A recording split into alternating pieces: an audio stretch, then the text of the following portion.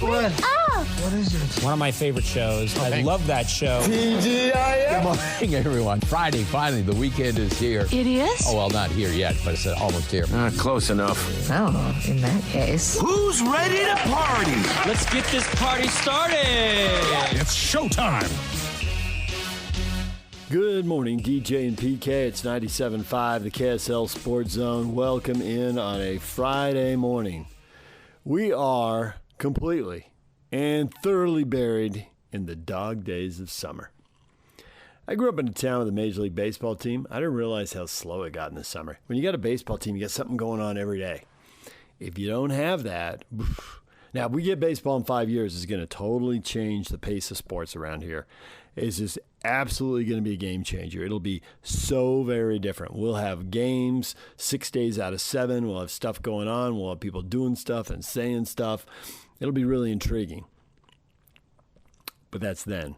Right now, we had a couple of preseason games. If that does it for you, Fernando Mendoza, predictably struggling in a preseason, probably means he's not ready for the regular season. If he can't handle vanilla man-to-man defense now, threw a pick, completed about half his passes.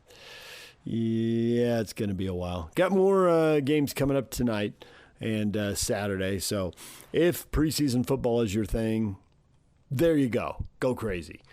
High school football, I thought I was going to see a good game. Morgan, a really good 3A team, playing 4A Skyview, who's usually pretty good themselves. Morgan completely dominated. First play from scrimmage, a pick 6. Second drive, there was a fumble. They recovered. Short field, a touchdown. It was 14-0. We hadn't played 3 minutes. It was 21-0 before 6 minutes. They won 47-0. A game that was shortened by a new mercy rule in high school football. Get that 44-point lead in the fourth quarter, it's over. It was 47 when the fourth quarter started. There was no fourth quarter. So there you go. There was a good game last night. Alta and Brighton. That was wild. And then Syracuse blew out Granger. Just absolutely annihilated them. I think it ended up being 52-7. So more football tonight, and we got a lot of it at go to KSLSports.com and the KSL Sports app, and you will see games streaming left and right. Not as many as last week. I think tonight it's 18 games streaming tonight, and then one on Saturday. That Alta Bingham score, Alta came back to win 13-12. They were down 12-0 rally to win the game. But tons of games tonight. IMG, that high school football powerhouse from Florida, is coming to play Lone Peak. And that game will be streaming. Also, Skyline is Olympus, the Battle of the Rock. I'll be on that game tonight. So, but tons of games. You can check them all out. And then we got teams going out of state. American Fork is down in LA playing Mater Dei. That is a Southern California powerhouse. A lot of kids. USC usually recruits Mater Dei.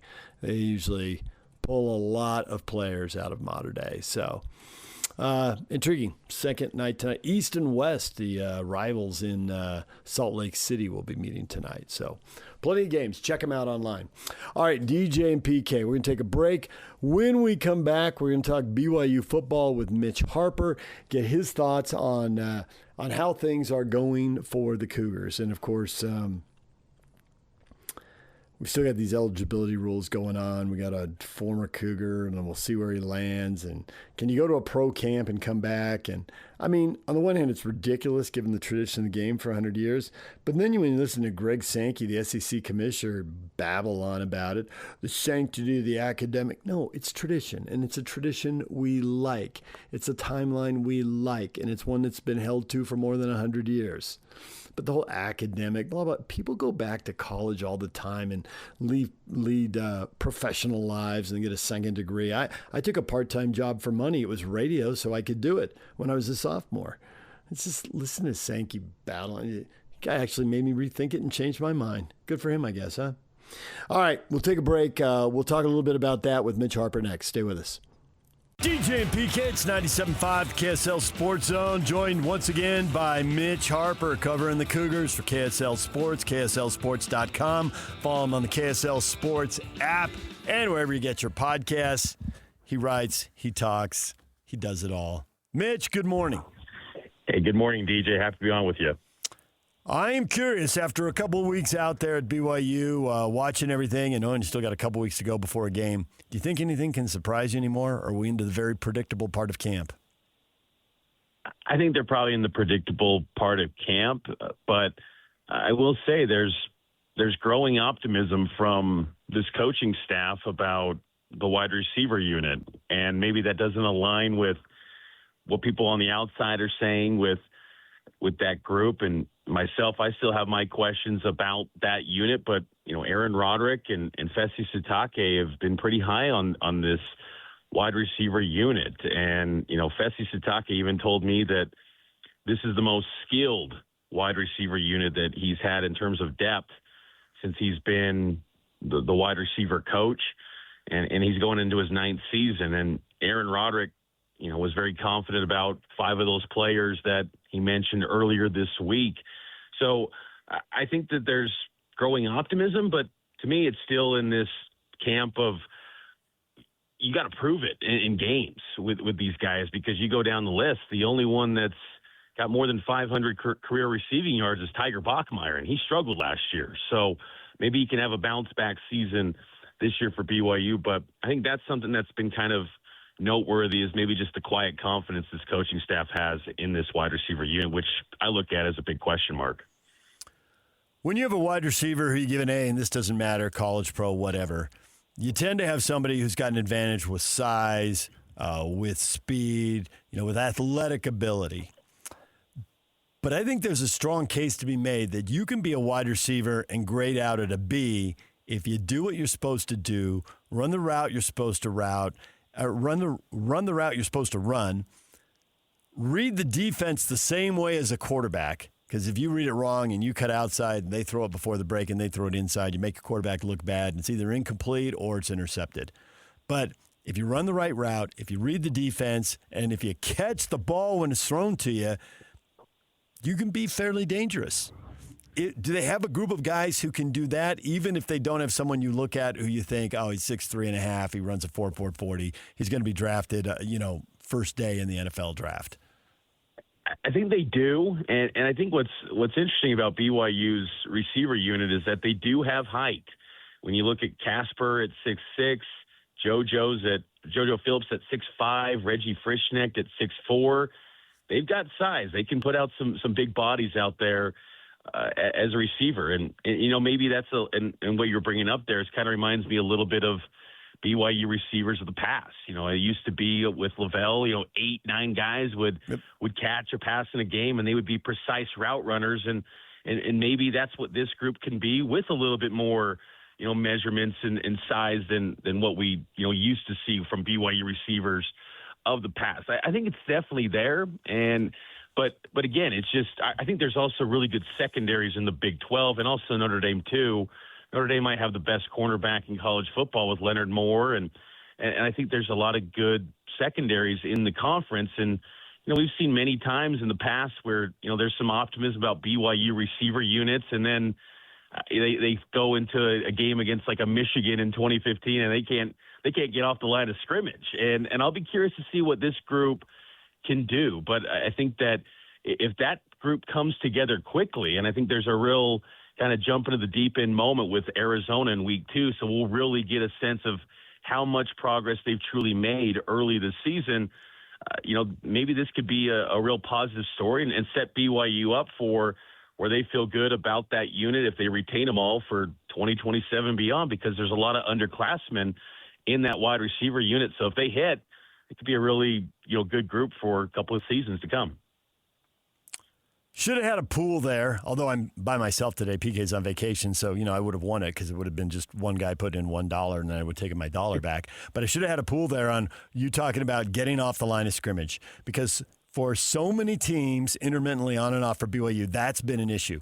Guys who get jammed at the line of scrimmage, they can't get out in the routes and everything bogs down, the timing's all off, and it's a mess. But they've also gone through a lot of first-time offensive coordinators there because they didn't have a lot of money. It's a different era. A-Rod's got a ton of experience. There have been guys who've gotten offers who've decided to stay. I'm pretty sure A-Rod's on that list. he's going to put guys in motion and help get them off the line of scrimmage. He's going to put guys in bunch formations where you're basically screening and running pick plays for each other immediately, and somebody is going to get free in that bunch formation of 3 wide receivers. I think that can be schemed up a little bit, and I don't think it always has been. But when you're a brand new wide receiver or brand new coordinator for the first time, there's a lot on your plate, and you don't get everything right. No kidding. It's the first time doing it. Surprise. So do you think A-Rod can solve that one problem just with a little ingenuity? I mean, if I know it, then he must know it, right? Yeah, for sure. And I think that, the jet sweeps will definitely be a factor. And I look at, Legend Glasgow and Tiger Bachmeier being the guys that could hold that down and be, weapons in that aspect of this offense. And that's where I think Aaron Roderick has improved quite a bit from his days at Utah and to now going into his 9th season as BYU's OC. Is that I think that he'll find a way to, he'll to find a way to get it done. And I think that there's no, I don't think he has an ego that he needs to win a certain style or a certain way or get a certain number of points. He just wants to find a way to be efficient, get it done, and get the win. And that's kind of what BYU's offense was last year. I mean, you go look at the final numbers, and it's not anything too glamorous, but you love the time of possession where that team could really eat up the clock and run this thing down, and they could control the time of possession and the style of play of the game. So, Roderick will find a way to make this thing work. And I think that, there's potential there with this group. And I think that's a good point about the sweeps, because that has been a key component to how he's ran this offense since he's been at BYU.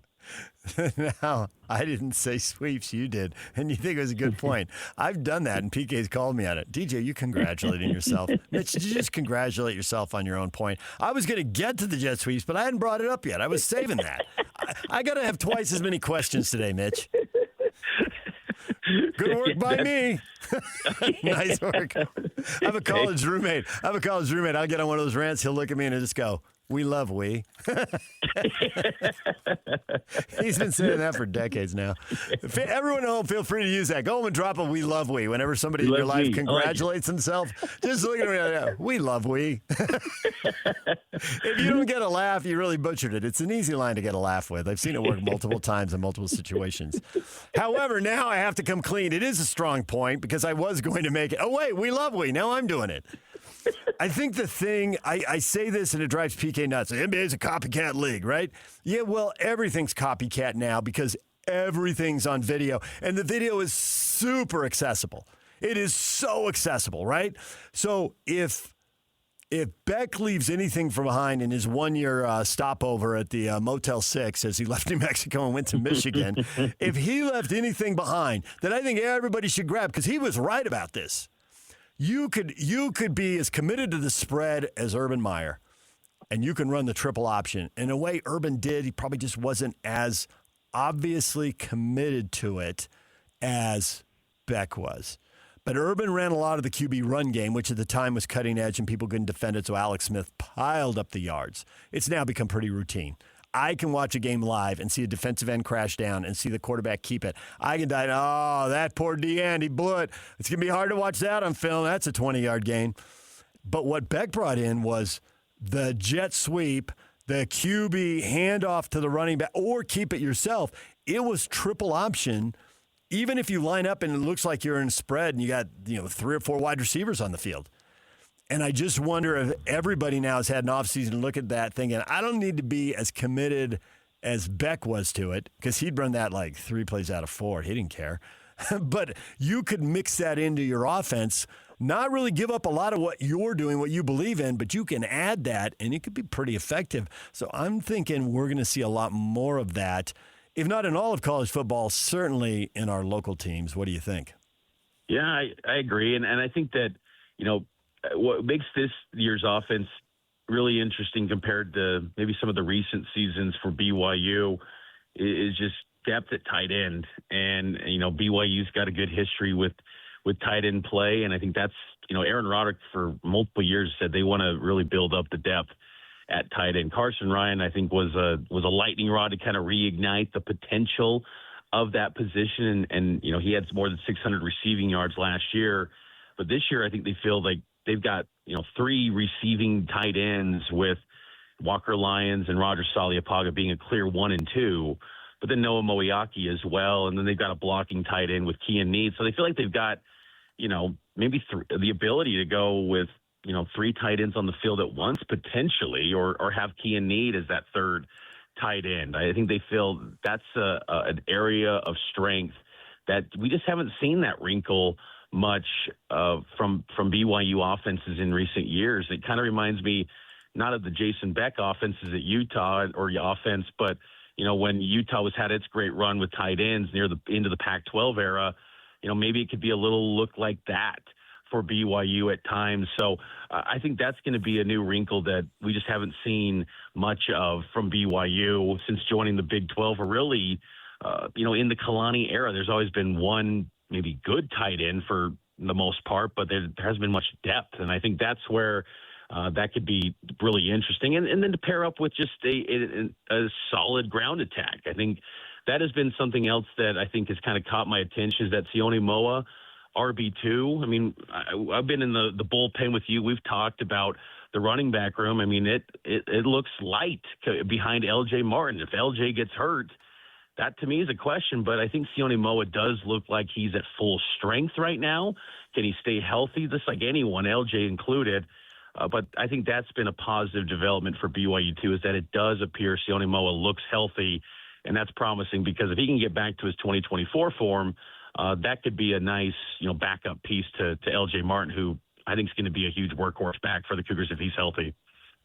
Mitch, we're going to test our new producer now, Alex Napolis, in his first full-time week. Alex, producing on the fly, how quickly can you get A-Rod, the thing we played yesterday where he's laughing about Journey? How handy is that? Do I need one question, or can you pull it up right away? Okay, one question, and he's going to deliver. It's his first week. We're not taking the training wheels off yet. We'll go slow here. We'll give him one question. There's a bite you got to hear about the running backs. To your point about the tight ends and running backs, which all make the point that it's a great point, so that I don't have to drop we on you again. Last year, Bear throws for 3,000 yards, and he basically threw for 1,000 yards to tight ends and running backs. If I gave you that number again, would you take the over or would you take the under on 1,000 yards passing to the tight ends and the running backs? Because that number does take pressure off the wide receiver group. I think that's a big number. I think, though, that they could go above again, because I think the running backs, they love those pass catchers out of the backfield, and LJ really progressed significantly in that department last year. Sione Moa was a good pass catcher out of the backfield. And, I think that these tight ends, they are going to be a frequent target. I mean, the last 2 media observation windows, Bear Bachmeier is consistently looking for Walker Lyons and Roger Saliapaga. I mean, I'd have to go back and look at my notes, but, I mean, the last week it was 4 catches for Walker Lyons. This past Tuesday, it was 2 catches for Roger Saliapaga, 2 catches for Walker Lyons. I mean, they are looking for those guys often. And again, it's practice snaps, and they're trying to maybe disguise as much as possible in those media windows. They know when we're up there on the balcony, but I think there's a tendency there. I mean, even Bear said last year with Carson Ryan, that was his safety blanket. And this year, Bear even said, back in the spring ball, that these 2 tight ends, it's a different level of tight end. And Carson Ryan was really good too, and he was an NFL guy. So I think Bear feels really comfortable with those tight ends. He's formed a good relationship with them, and I think he just trusts them. And that's, as he's put it, that's going to be their safety blanket. And I think so. I'm going to say over on that number. So A-Rod's talking to the media earlier this week, and you got to listen to what they say, but you got to listen to how they say it.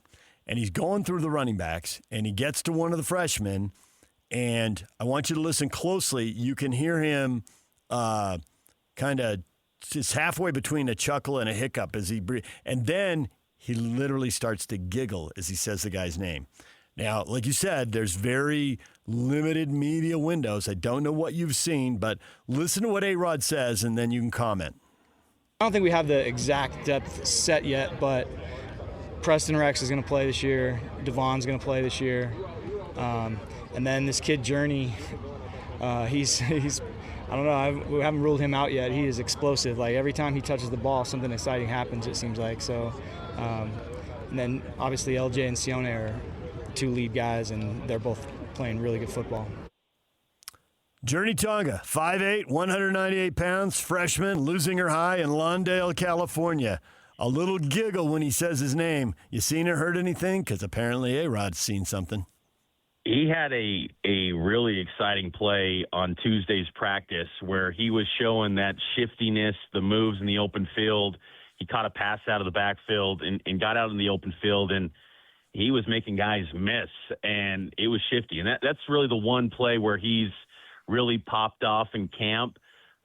Unfortunately for him, it got negated with a penalty at the offensive line. They had 2 penalties during Tuesday's practice, and that was, the third string offensive line. But, he does look shifty, and he's quick. I mean, he's small, though. Like, it's every bit 5'8", maybe even 5'7", but he's got some moves that maybe that could be a different wrinkle to that running back room that compared to all these bruising backs that they've got back there, that he could add a spark. I mean, and he was a 3-star recruit and had offers from some FBS programs. He committed to BYU back in January, but there was questions whether there could be enough roster space for him, and obviously attrition happens. Some guys medically retire in the summer and they move on, and the roster spot opens up and he joins. And I think it was a solid addition considering there's no post-spring portal window anymore.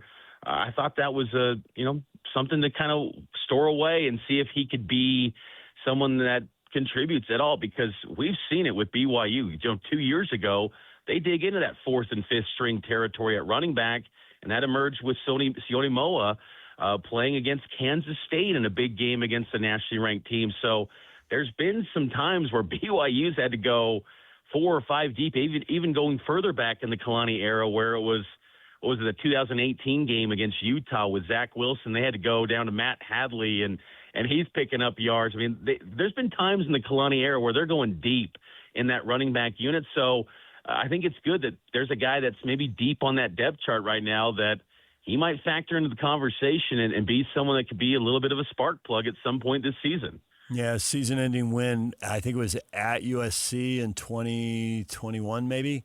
Oh, yeah, Jax McChesney. Yes, right? And he'd been buried, and all of a sudden he's out there, and USC can't tackle him. Just getting the hard yards. I do think I don't worry so much about the size at running back. I worry about it at other positions, but there have been a lot of good running backs, and I can think of one great one, who was short, and they have a lower center of gravity, and so that ability to change direction, if they have a burst to go with it, it makes them very difficult to tackle. And if they're coached right, if they're taught right, and if they're willing to learn, even if they can't run over people, which they probably can't, the ability to finish everything falling forward, you can turn 3-yard gains into 4 or 5-yard gains, and that's good enough. But you can be used on 3rd down, the 3rd and 7, the ability to throw the ball to you in space or hand it to you, and the defense is spread out because they're expecting a pass. They've got the nickel back. Maybe they even got a 6 DB on the field. Who knows? I think there's room to operate there, and there's room to get something out of them. But the thing with young running backs, now that we've talked them up, is a lot of freshmen, and you hear this quote over and over, why didn't you play so-and-so? Because I didn't want to get my quarterback killed. I didn't want my QB broken in half. And we just saw Jackson Dart and the whole thing about he goes to the tent too often, and, you're laying on the field too much. Well, it all starts because running back didn't pick a guy up. And if you don't know who you're supposed to be picking up, you can't play. So I do hesitate to get too carried away about freshmen because I don't even know if they're getting on the field because they don't know if they know what they're doing in pass protection. Yeah, and I think that's something that has to be tracked. And I think that's where, I think it was noteworthy he brings up Preston Rex, Aaron Roderick. He has been someone that looks like a running back now, where last year it looked kind of, is this just trying to find a spot for a legacy player? But he looks like he's improving there. I still think probably after LJ and Sione Moa, Devon Eka from Lehigh, he's another freshman, and that's getting the question where, is he going to be able to protect Bear if he gets some snaps and opportunities to take care of him? And that's, you at the very top of the depth chart, you got 2 guys that always get hurt, and LJ and Sione, and then you got a bunch of freshmen, and then you kind of got in between there, Preston Rex, who's learning the position still, and they're maybe looking to get more opportunities for him as a running back. So it's an interesting blend in that running back room, led by the preseason offensive player of the year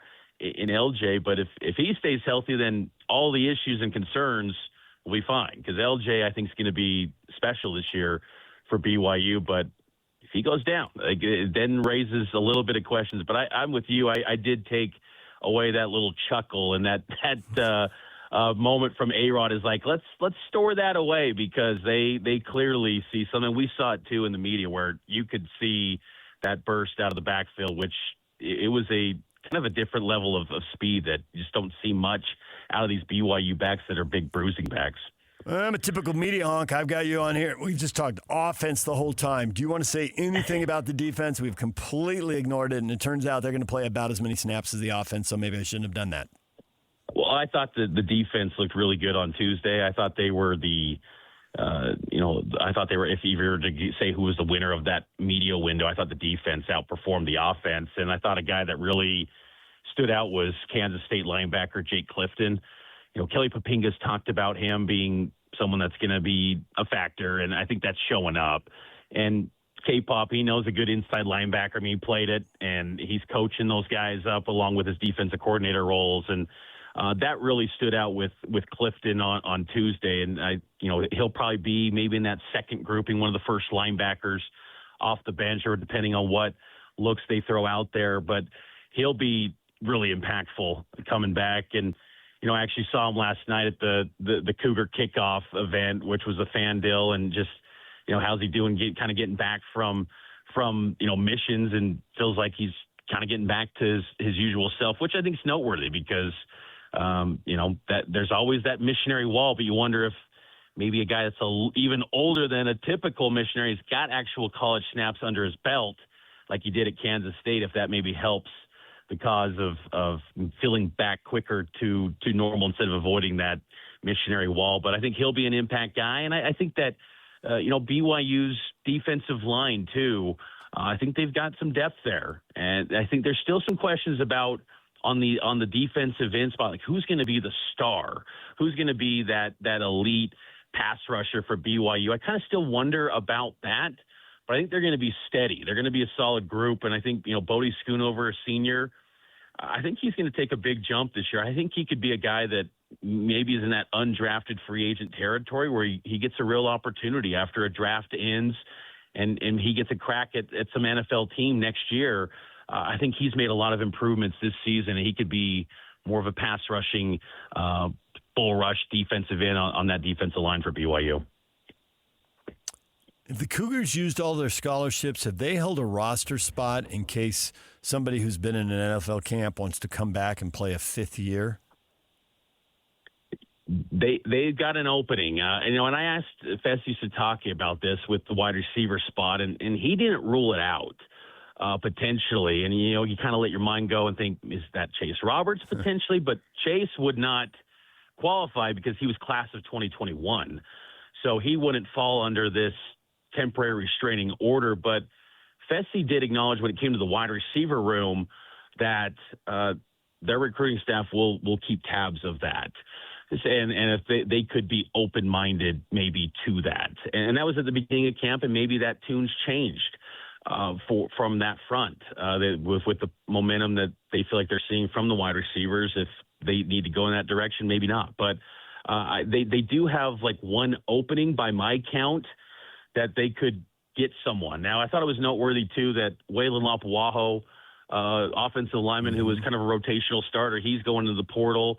Thought he could have been a guy that maybe added some value to that offensive line. That is good. I think the starting five they feel really good about, but maybe could have been another depth piece because he was a rotational guard last year. He could have filled that same role again, depending on where he was, game shape wise. I think that could have made sense, but he seems like he's going to go to the portal. TJ Woods did say they feel like they've got, 7 or 8 guys that they feel pretty good with already. And if that's the case, a guy that's, near the end of his career and got a bonus year, he probably doesn't want to be maybe 9th or 10th guy on the offensive line depth chart. But yeah, if I'm BYU, I'm looking at a chance because this is a season where you got a real path to go win the thing potentially. I mean, I'd probably still go Texas Tech, but they've got questions too, like anyone else. But there's a real path to go win the league, and if you can get someone from the NFL that was in a camp, like that's a value add, and that's like the NFL. We're talking more about how college football is like the NFL. Well, that's how the name of the game is in the NFL, where you're going to add someone maybe mid-season. They're going to be expected to contribute that following Sunday. And if BYU will be a following Saturday. And I think if you could get someone that adds to your roster, you go and explore that. So, but some of the coaches I've talked to, they're keeping their options open potentially on that, particularly at wide receiver spot. Mitch, we'll leave it right there. Remember, we love we. We love we. There you go. All right. Thanks, Mitch. All right, there is Mitch Harper. We're going to take a break. When we come back, Ron McBride. Man, there aren't many people who get to go into a closed practice at Utah and a closed practice at BYU, but given his relationship with head coaches and people on the staff, Matt gets to do it. We'll hear what he's thinking a couple weeks before the openers. That's next. Stay with us. All right, DJ and PK, it's 97.5, the KSL Sports Zone. We are being joined right now by Ron McBride, the former Utah and Weber State coach, rolling into the studio. And Mac. What's up, David? College football is changing, and it is changing quickly. Absolutely. Yeah. I am curious how much it blows your mind that I'm talking about guys who are in the Dolphins camp or in the Chiefs mini camp, and they could be eligible to play college football, and they could be playing college football in September. Yeah, well, that's a weird deal. As a football lifer, you can't exactly. Yeah. Okay, I got a guy in the Dolphins camp, but I think he's going to get cut, so he'll be back. So we need to hold a spot for him. Well, we said that this is college football has turned into minor leagues for the NFL. This really is. This is like baseball, where guys just get called up and sent down. That's exactly right. So as soon as we wrap our head around that, and that college is pro sports, away we go. Yeah. So it's crazy. Yeah. I'm curious how much, because you know guys on both coaching staffs, you know them really well, and you've known them for a long time. In some cases, since they were teenagers. Right.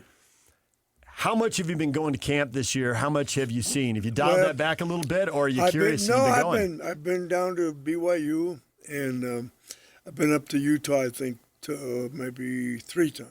Okay. So what do you know that we don't know? Because we want to know everything. It's the countdown to the season, and they're keeping the gates closed. And I know you can't say stuff and then get your privileges revoked, but tell us what you can tell us. Okay. BYU is very athletic. They're not, their D-line is real trim guys, probably in the 280 range, but. What would not trim be? 300? Well, yeah. I'm just wondering how much variation you find acceptable. Well, 310, okay. 315 would be for a nose tackle, and not tall, So, yeah, so they've got probably four or five inside guys that probably in that 275, 280, 285 range. Is that big enough, or are they going to get pushed around a little bit? No, I tell you what, they're very athletic, and they're very quick. And then obviously the kid that transferred down from Utah a couple of years ago, he's kind of their leader in the defensive front. Tafuna, right? And so you like him? I do. Okay. Yeah. He's a player and he's a leader, so he's a positive. So what about outside pass rush? Good enough? Yeah, I think they're very good. As a team defensively, I think they're very fast. And so I think that they'll move a lot, probably, would be my guess. And so I think they're a pretty athletic. You were talking about Tanavasa. Yeah, Tanavasa. Tanavasa, not Tafuna. You threw me a curveball there. Okay, I know. You just keep me on my toes. I get it. Okay. I heard Papinga talking about the sacks. He was getting quizzes about sacks. And he's like, sacks are not the end-all, be-all. That's right. Pressures, get the quarterback to throw. They love to say off-platform, right? Yeah. Don't have his feet set. And the thing about it, and I get this because, and this isn't really complicated, people should appreciate this. When you get a sack, you turn, I don't know, 2nd and 10 into 3rd and 17 or whatever. So great. But if you get a pressure or a hurry, you might get a bad throw and you might get an interception or even a pick six. Well, which would you rather have? Yeah, the idea is to make the quarterback, the opposite quarterback, uncomfortable, and keep him in the pocket. Don't let him escape. So compress the pocket, force him to make bad throws. Do you believe in BYU's secondary? Are they good enough and are they deep enough, or you still have questions? No, I think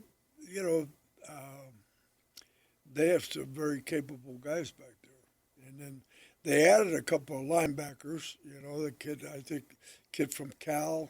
I think he's a very good player, and I think they added one from either Washington or Oregon, I believe. But they're and the quarterback is very impressive. And they've added, I think, a couple more wideouts since last spring. So I think that they're a legit team. And then Utah, with both quarterbacks, they present a real problem because they're going to be able to score. And I think the offensive line, I think Jordan and Alex have really done a good job of coaching those kids, and very good teachers. And I think that group, will be really solid. And they probably got their best receiving core they've had, with the transfers. So they've got probably 5 receivers, I think, that are pretty comparable guys. Does McGivern get a lot of credit for that? Obviously he's bringing one guy with him. He's bringing Pagan with him from Utah State. He brought the guy from San Jose State who he had coached there, and then the guy obviously from Utah State who he'd coached up there.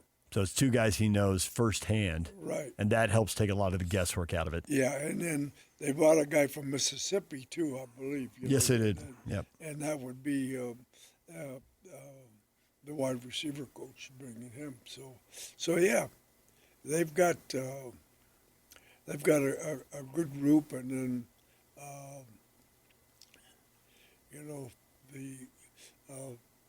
the return guy, is really, he's healthy, healthy now. So yeah, I think to me they're impressive. We'll see. And Morgantown is very organized, and everything is there's no wasted time out there. They've gone from drill to drill, and everything is precise. Everybody knows what they're doing. There's no lag time whatsoever. And their practices are pretty quick. They get in, they get out. You had question marks in the spring about their defensive line. Yeah. You thought they had 2 tackles, but you really need 3 for a game and 4 because you're probably going to have an injury. And then similar numbers for defensive ends, and you thought they really only had 1 guy that you trusted at that point. Now, that point's a long time ago, right, and they're trying to coach guys up. What do you think now? Well, it looked, the one day, that would be 2 weeks ago, maybe a week and a half ago, the defense won the day, and they looked, the front guys, they all looked in sync. Other day I went up, it was kind of a trade-off, So, and then I'm going to practice tomorrow, and I think tomorrow is more of a kind of a refined walkthrough thing and I think their last 2-a-day practice is Saturday, and then school starts on Monday or Tuesday. And then start tapering and heading towards game week. Right. So yeah. So you have any other questions for Utah, or you think they're set up for a good year? Because I've been reading preseason predictions and they're all over the map. I think that they're going to score offensively, and I think they're going to score quite a bit because they've got a lot of ammunition. So is the defense going to be lights out, or is it going to be adequate, or is it going to be a problem? Well, what happens is when you're scoring a lot, your defense is going to get pushed. Your defense can get gassed. Yeah, it can get gassed. It's exciting to see a team go 80 yards in 3 plays, but the defense would like you to take a little longer. Yeah, exactly. So that just means that more guys have to be prepared to play, especially the front guys. So they probably need to play with 1, 2, 3, probably 4 inside guys and probably 4 outside guys on a rotation basis. So basically, they need 2 complete D lines. Yeah, I think so. And you're not convinced they're there yet? Well, They have 8 guys? that's a question. You know? I think that I could think of 3 for sure inside. And Well, that's an upgrade from what you said previously. yeah, Getting closer to it. yeah, and then they brought another edge guy in that supposedly is a nice looking player. So I would say that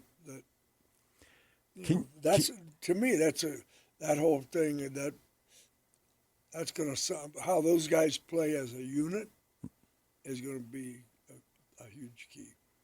Ron McBride joining us in studio. He's here to talk football, and replay has been a story, so we're going to get to that coming up because there was a game that Ron and I were both at a long time ago that could have used replay.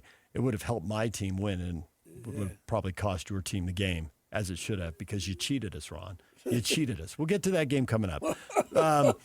But you have your foundation that provides money for after schools, 7 school districts, 41 schools. Most of them, everybody gets 10. Well, not everybody.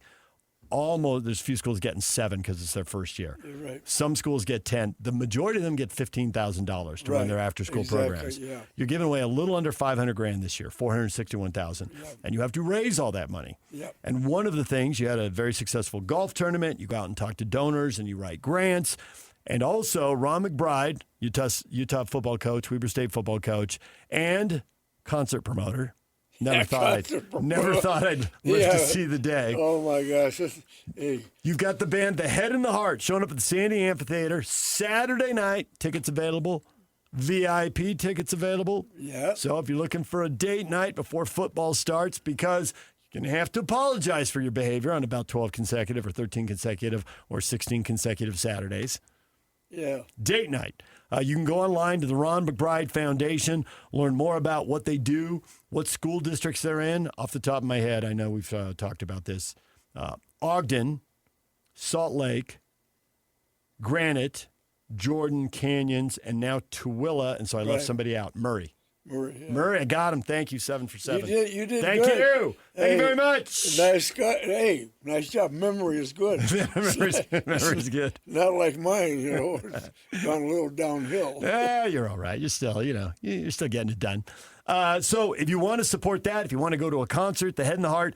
So at the board meetings, I'm on your board.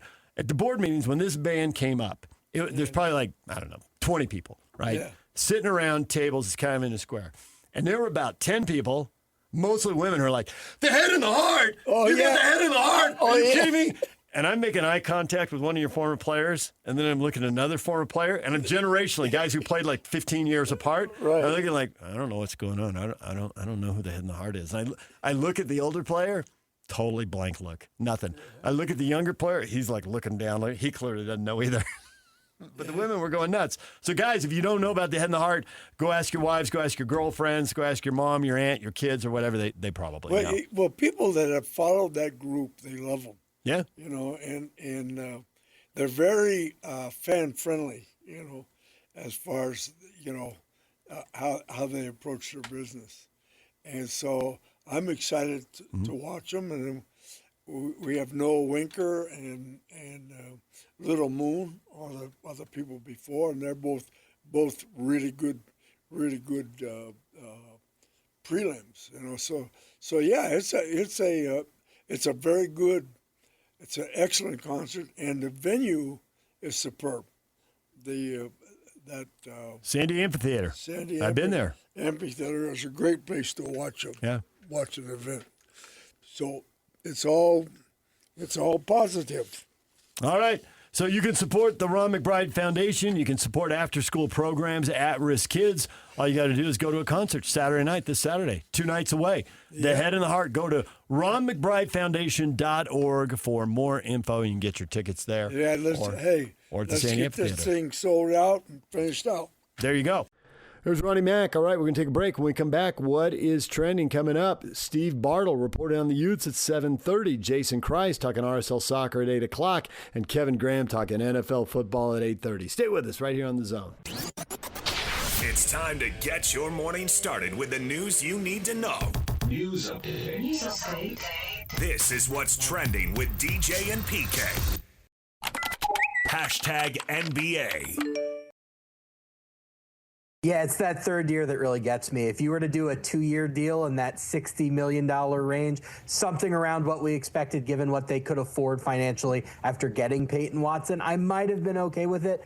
Paying him over $30 million in his age 39 season seems very, very irresponsible to me. Obviously, his playoff track record speaks for itself. I'd be very scared of how that contract is going to age. I kind of chuckled to myself when I saw the trade kicker because nobody's trading for that contract. 3 years, $97 million for somebody who turns 37 next week. I just think that's a little bit irresponsible.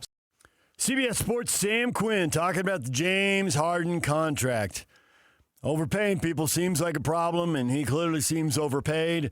The playoff track record, yeah, they've been to a conference final. They want to get to an NBA final. Is this the guy who's going to ride? Mitchell, Mobley, Harden, Allen, and Sam Merrill out of Bountiful High School in Utah State are the 5 guys under contract for that 28-29 season, which puts them in $200 million.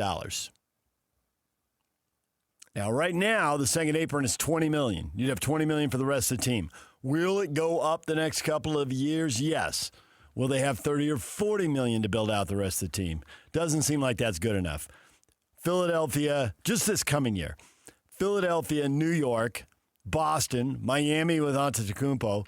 How many of these teams can they beat in the playoffs? When are they going to run into one of them? It looks like Cleveland is caught in what I like to refer to as the NBA cul-de-sac. You're going forward, but you're not going to go very far because it looks like there's homes in the way. What are you going to do? I think you're going to back up and you're going to start over. And I don't know if you noticed, but the Jazz spent 4 years backing up because they got caught in the NBA cul-de-sac. And it's super easy to do. There's a traffic jam in the NBA cul-de-sac. There's a lot of traffic there. I can't believe the Knicks made it through. I thought they were jammed up in the cul-de-sac, but they made it through. And they got to Titletown. But the path to Titletown is complicated. It's a maze. But it's amazing when you get there. Oh, why isn't PK here to witness this kind of greatness?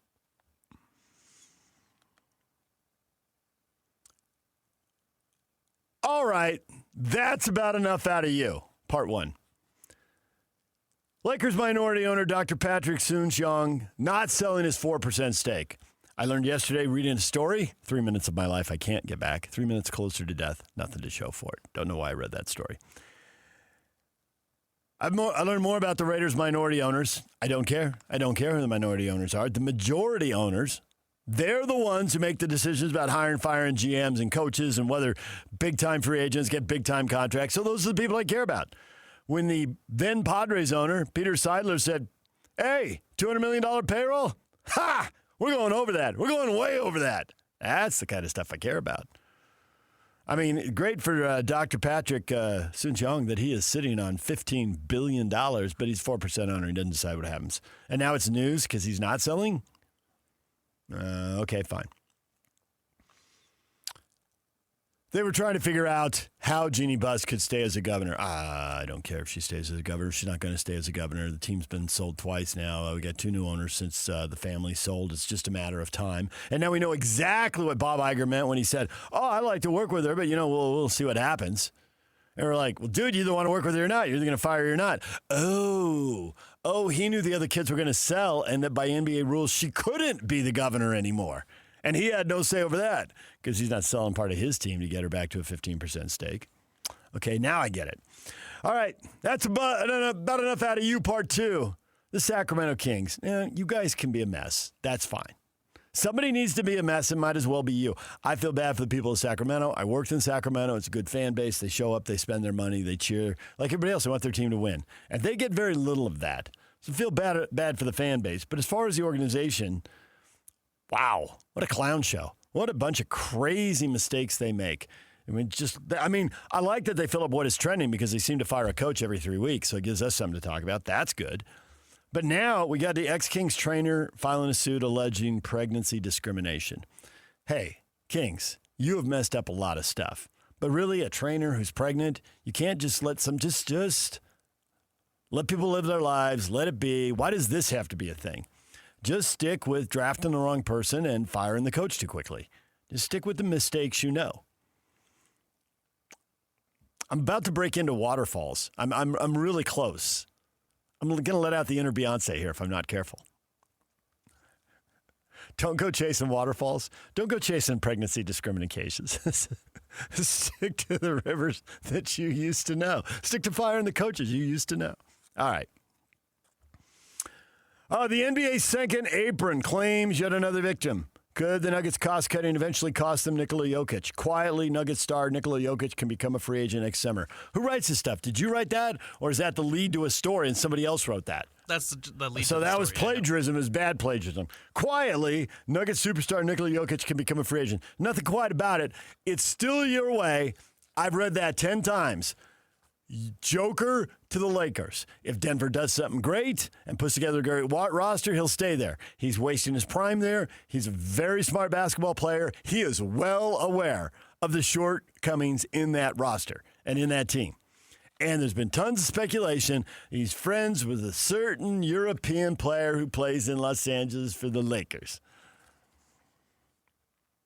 Can the Lakers put the Joker together with Luka Doncic? And what would that look like? Well, it might be terrifying for the West.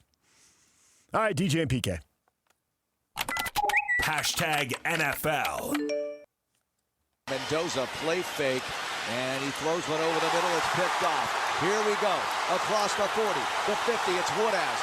The 40 of the Raiders, the 30. Mendoza trying to chase him down at the 15, 10, 5. Rock and roll. Does he get in? Yes! Touchdown! Officials checking the sideline, and to Woodhouse. the house. Yes. Yes. It was play action play and went through my progression. Probably should have checked it down to the flat. Saw the flat player relate to him. And at that point, I started backing up and threw the check down to Mike Washington, and it was not a good throw. We weren't on the same page, and it was a interception. And a pick six. I just can't stare at Fernando Mendoza and just think, okay, you're the number one pick. You're going to come in. You're going to be awesome. You're going to light the world on fire. He's going to struggle. He might end up being really good because I'm old enough to have watched John Elway struggle, and then he went to 5 Super Bowls and won 2 of them. Yeah, he figured it out. But he lined up behind the guard. The dude is lost, literally lost. Typically, if you want the ball and you're the quarterback, you line up behind the center. John wasn't clear on that in the middle of a game in his rookie season because everything was moving fast. But back-to-back Super Bowls, legend, Hall of Famer. And not the only guy who struggled. Troy Aikman was 1-15 and just getting the stuffing beat out of him. And then he won 3 Super Bowls. Peyton Manning was a mess as a rookie, throwing interceptions all over the place. And he went to 4 Super Bowls and he won 2, and he's a legend. And I'm not old enough to remember Jim Plunkett. Well, okay, I am, but I really don't know much about it other than it happened. Plunkett won a Rose Bowl and a Heisman Trophy and then got drafted and washed out. I think he was on his 3rd team with the Raiders when he figured it out. He didn't do anything for the Patriots who drafted him. And he won 2 Super Bowls. It's been going on forever. Give him time. Of course he sucks early on. He was great at Indiana. Yeah, and the defense was great. I think they gave up like 11 points a game last year and were 2nd in the nation. Of course they went undefeated. Give him time. We'll see how it plays out. More bad people, players, fighting, Giants, Dolphins practice. More bad people. Cowboys Saints fined $500,000 for brawls in a joint practice. $500,000 is pocket change. Sounds dramatic. It's close to nothing. About $500,000 away from nothing. Saquon Barkley. I hate joint practices. Apparently he gets chippy and likes to start fights. Like he starts it and then he gets out of the way and lets the old lineman do it. I mean, he'll get his licks in. I just don't understand the fighting. What are you doing? And I saw some coaches come out and, 15-yard penalties and we're going to kick guys out. Maybe that's why we're having so many fights. Many guys are like, I don't want to be in this thing. I might as well get kicked out. I'm a vet. I'm okay. I got my roster spot. They're paying me. I'm going to start. Vita Vea dismisses any trade talk. He got his extension. He says they want to be a buck for life. He just wanted his money. And now he got some more money. Troy Aikman on the Cowboys' playoff failures. It starts at the top. That's true. It's not big a shock. It's just a shock to hear it come out of Troy because Troy is a Cowboy lifer. And Troy loves a lot of things about the Cowboys and the fan base and the people in the organization and the owner. And that he would go right at Jerry.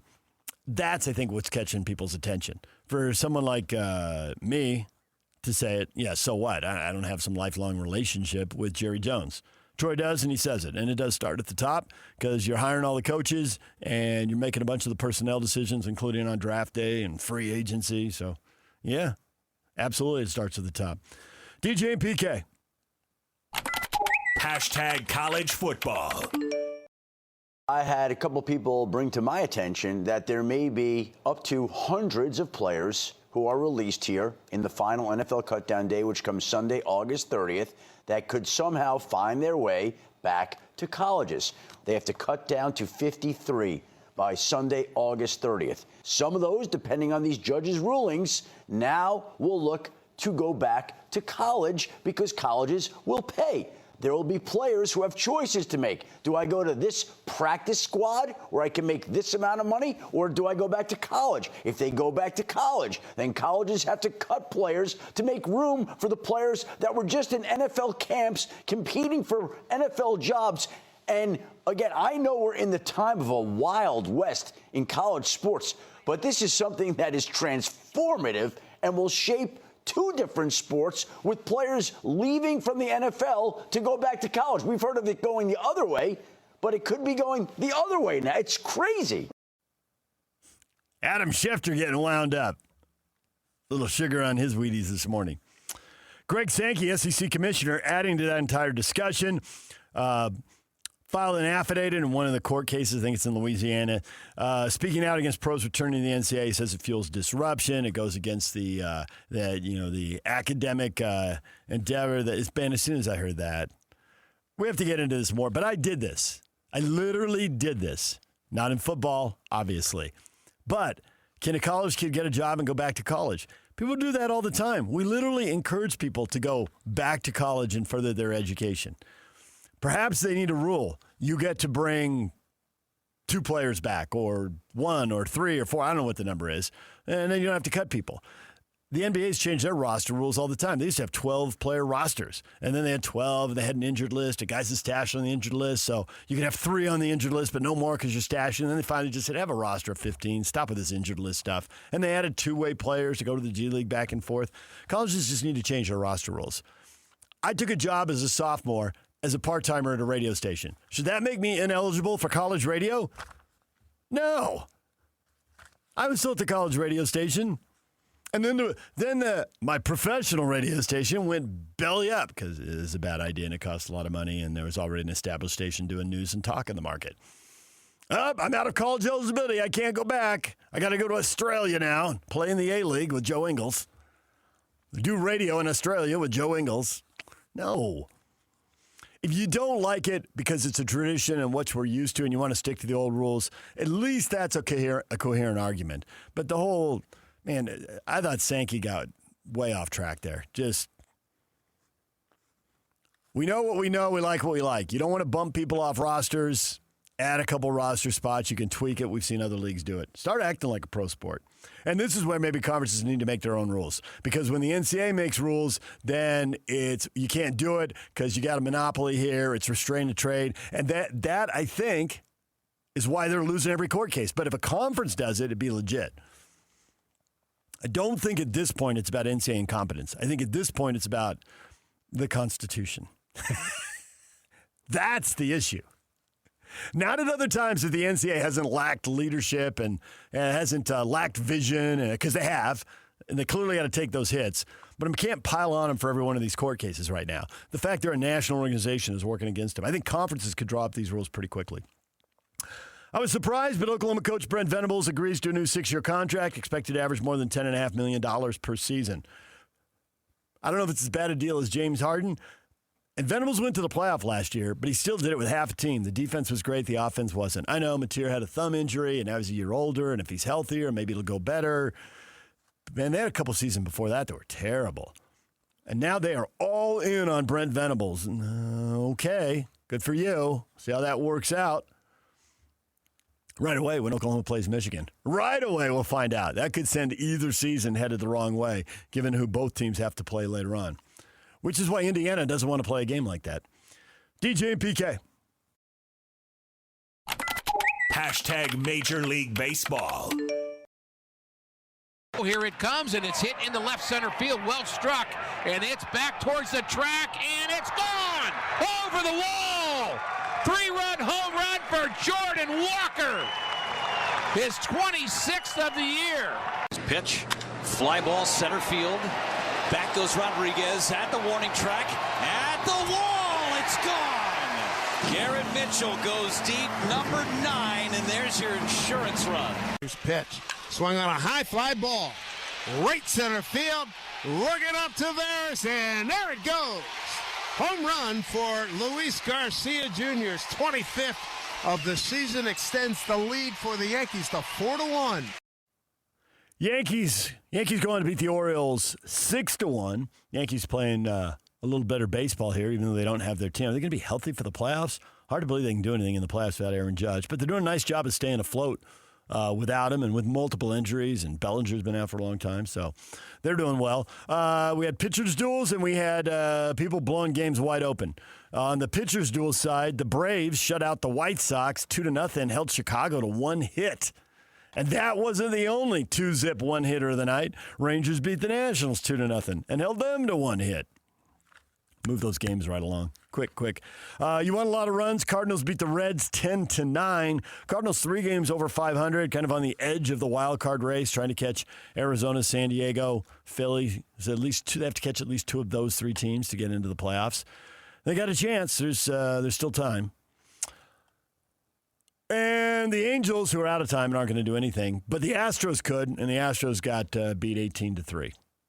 Yikes. So they're high-scoring games of the day. Jacob DeGrom of the Rangers in that 2-0 win over the Nationals becomes the second fastest player to 2,000 strikeouts. Now that's a reflection of the fact that he came up as a position player and played as a position player in college and all that, switched to pitching in the minor leagues, came up late because of it.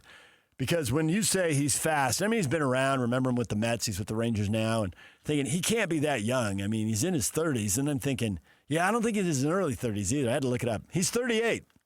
So it's not in terms of age. It's in terms of number of games and number of innings pitched that he was the second fastest to 2,000.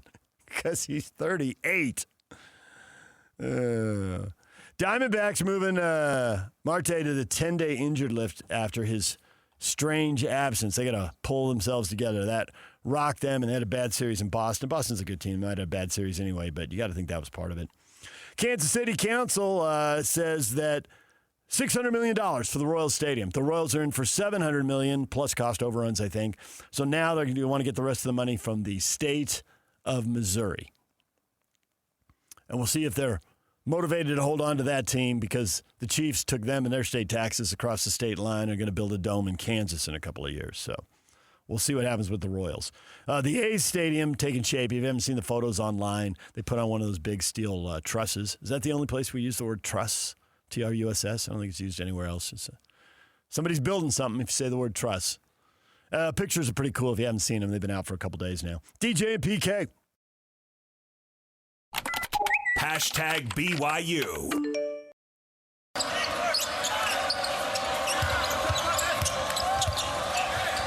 Aiden trapped, and Fears got his hand to deflect it. Numbers feeds Kohler. He'll get it. Jackson Kohler laughing at that one. Here at East Lansing, couple of dunks. Which one do you like better? Carr got up to the rim high. Jackson Kohler, hey, you know what? I could get up too, a little. BYU basketball fans, this is the news you've been waiting for. Who are the big men? Are they going to run a 6 foot and under team this year in the Big 12? Because that won't go very well. They need some bigs. Well, they get a commitment from Michigan State big man Jackson Kohler. So there you go, Cougar basketball fans. As for BYU football, they're starting to compile draft lists because, of course, we have a whole college season to go and an NFL season and playoffs, and there's going to be a draft next April. So let's get the draft list going. BYU players on the list, to the surprise of no one, Isaiah Glasker. Thank you, Captain Obvious. Evan Johnson, L.J. Martin, Faletau Satuala, Keanu Tanavasa, and Kedu Olave. So I don't think there's any big surprises there. Mac was just talking about, we replayed that in the last segment, about Tanavasa and how good he was looking. And I think off the top of your head, most of you would have listed 4 or 5 of those guys, and you're not draft experts, but you still would have figured it out. DJ and PK. Hashtag Utah. We can talk about this with Steve Bartle. He's coming up, covers the Utes. He's going to join us in the next segment here in a few minutes. Morgan Scalley's alumni plan aiming to make Utah football family. And they want that to be family beyond the last snap. Some of the guys have stayed close to the program. Some guys have drifted away. Morgan wants to make it way more intentional. And he wants to enlarge the efforts and the staff. And I think there's multiple reasons to do this. I think it can help you in recruiting. You keep players connected. They might see high school players, diamonds in the rough somewhere, give you a tip. That might pay off occasionally. I think that showing players the benefit of being part of the extended family, staying somewhere 4 years. We talk about this with Fafita, Arizona. He's going to be a legend there, right? What are the advantages of staying in one place and not transferring? If you're getting outbid by $250,000, $500,000, $1 million, kids are going to transfer. But if the money's relatively close, maybe they don't. And we've seen that with NFL first-round draft picks who might have been lured away by Alabama. They were able to hold on to their star tight end. So I think Morgan's looking for every edge. How often it pays off, but he wants to keep more family around the program. And he's got some ex-teammates working on that. Also, Utah sued Freddie Whittingham over breach of contract. There's a lot of stuff in there. To me, it all comes down to there was a buyout fee in there, 75% of the money he's owned for the year, and then this prorated amount because he was actually under contract for 13 months. So it comes out to about $400,000. I think if he gets his $400,000, either Freddie cuts that check or Michigan does. It says in the Trib did a nice story on it in the Salt Lake Tribune, and they said like 6 other coaches were in the same situation, and their payments have been made. So I think all the other stuff in there is noise. When the U gets their $400,000 from Michigan or Whittingham or a Michigan booster or whoever, then I think this all goes away. But I think that is the crux of the issue. DJ and PK. Hashtag RSL.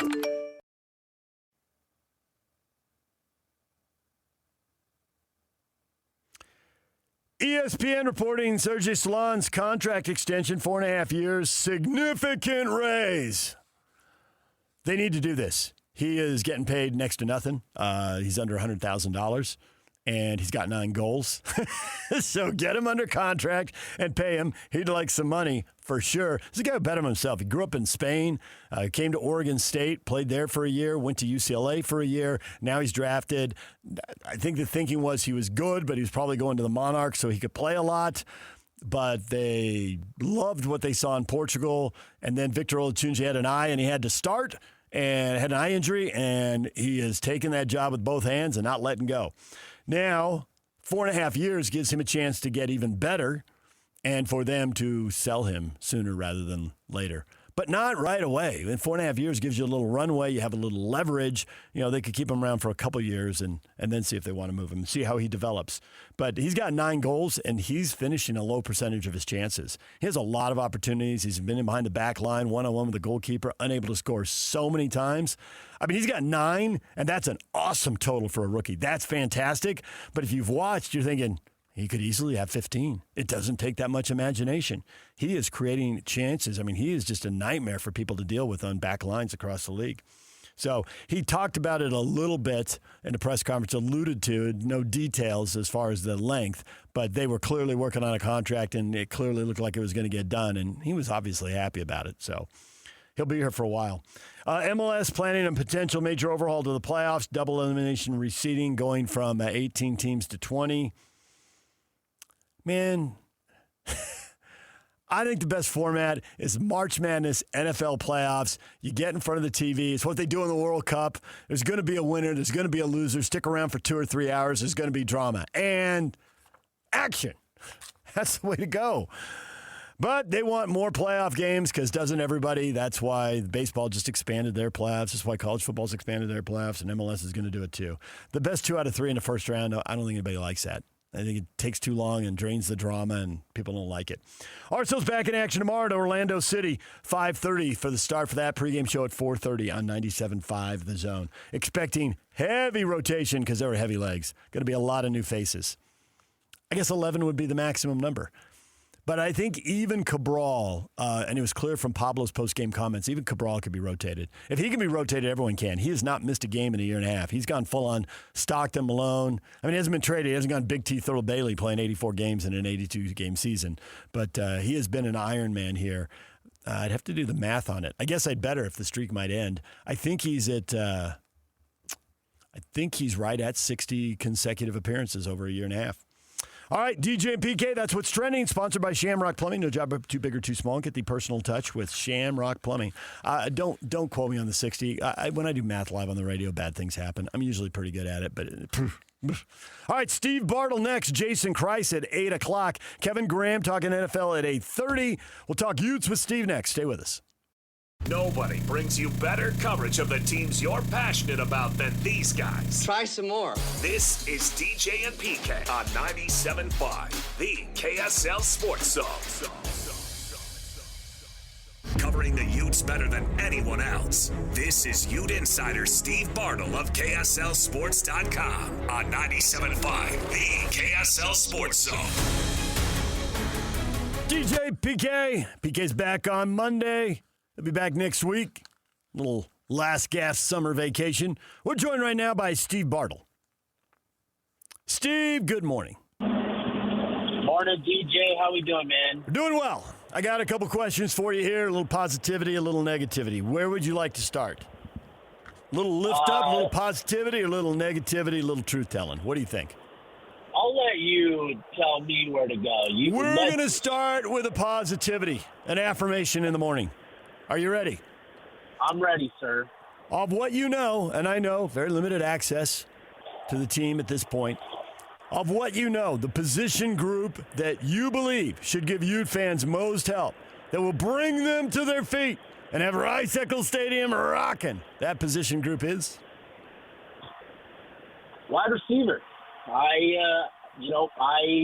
Based on what we've seen, based on what we've heard, I think there's a lot of reason to be optimistic, confident, excited if you're a Utah fan to see this group in action. I think there's a lot behind what Utah has, and Braden Pagan, who comes to Utah from Utah State, that familiarity with McGiven and the offense, I think, is just going to do a lot for him. And the chemistry that has seemingly developed with Devin Dampier, by all accounts, sounds like it's at a really good place. So I think Utah has the sort of go-to receiver in Pagan that can produce week in, week out. And then, as we've learned throughout the offseason, this is a group that has some depth. There have been some surprising guys that have developed and progressed this offseason. One in particular is Nate Johnson, who's been around the program now a few years. He's really kind of settled in to this wide receiver role, and he's helped kind of solidify the depth, give Utah another option in that room. So Utah is coming into this season feeling like they probably have 4 or 5 really solid receivers, and then the depth behind them where you can sprinkle in and have guys available for you to step up at different points throughout the season as well. Alex is going to have to host the rest of the show because I just blacked out twice. I didn't hear most of your answer. The first time you said the strongest position was wide receiver, and I just went straight. I just faded to black. I didn't hear anything. And when I came to, you just said they're 4 or 5 deep at wide receiver, and I passed out again. That was An unexpected answer. I hope Ute fans handled that on the freeway better than I did, because that could be a dangerous situation. Wide receiver, the best. So you're grading on a curve in part because that's been, well, let's be honest, that's usually been the position group that's been least likely to bring the stadium to its feet. Yeah, it's interesting with what Utah still has in place, at running back and at quarterback with Devin Dampier and Bird Ficklin and Wayshawn Parker, in that running back room. I think the group that is just going to get this Utah fan base really excited is, like I said, the depth and ability in that wide receiver room. They have some guys that I think can really, I don't want to say shine, but I think this offense is going to shine a brighter light on that wide receiver room, some of the ability that they have in that group and the depth that they have in that group as well. Well, you are echoing what Ron McBride said yesterday. He said he thought the key to that group, and he was right with you, he thought that there was unprecedented depth there, and he thought the key was bringing a new OC and bringing a position coach in, and they come from other schools. In the case of McGibbon, he brought in players from his two previous schools, both San Jose State and Utah State, and he said they're known. There's relationships there. It's proven over time. They've practiced with these guys day in and day out and multiple games, and they know what they can do. There's no guessing. There's no suspecting. So, all right, I'm going to have to adjust and quit blacking out here. You and Mac are on the same page. I'm hearing the same stuff 2 days in a row. Perhaps I should trust two sources, right, Steve?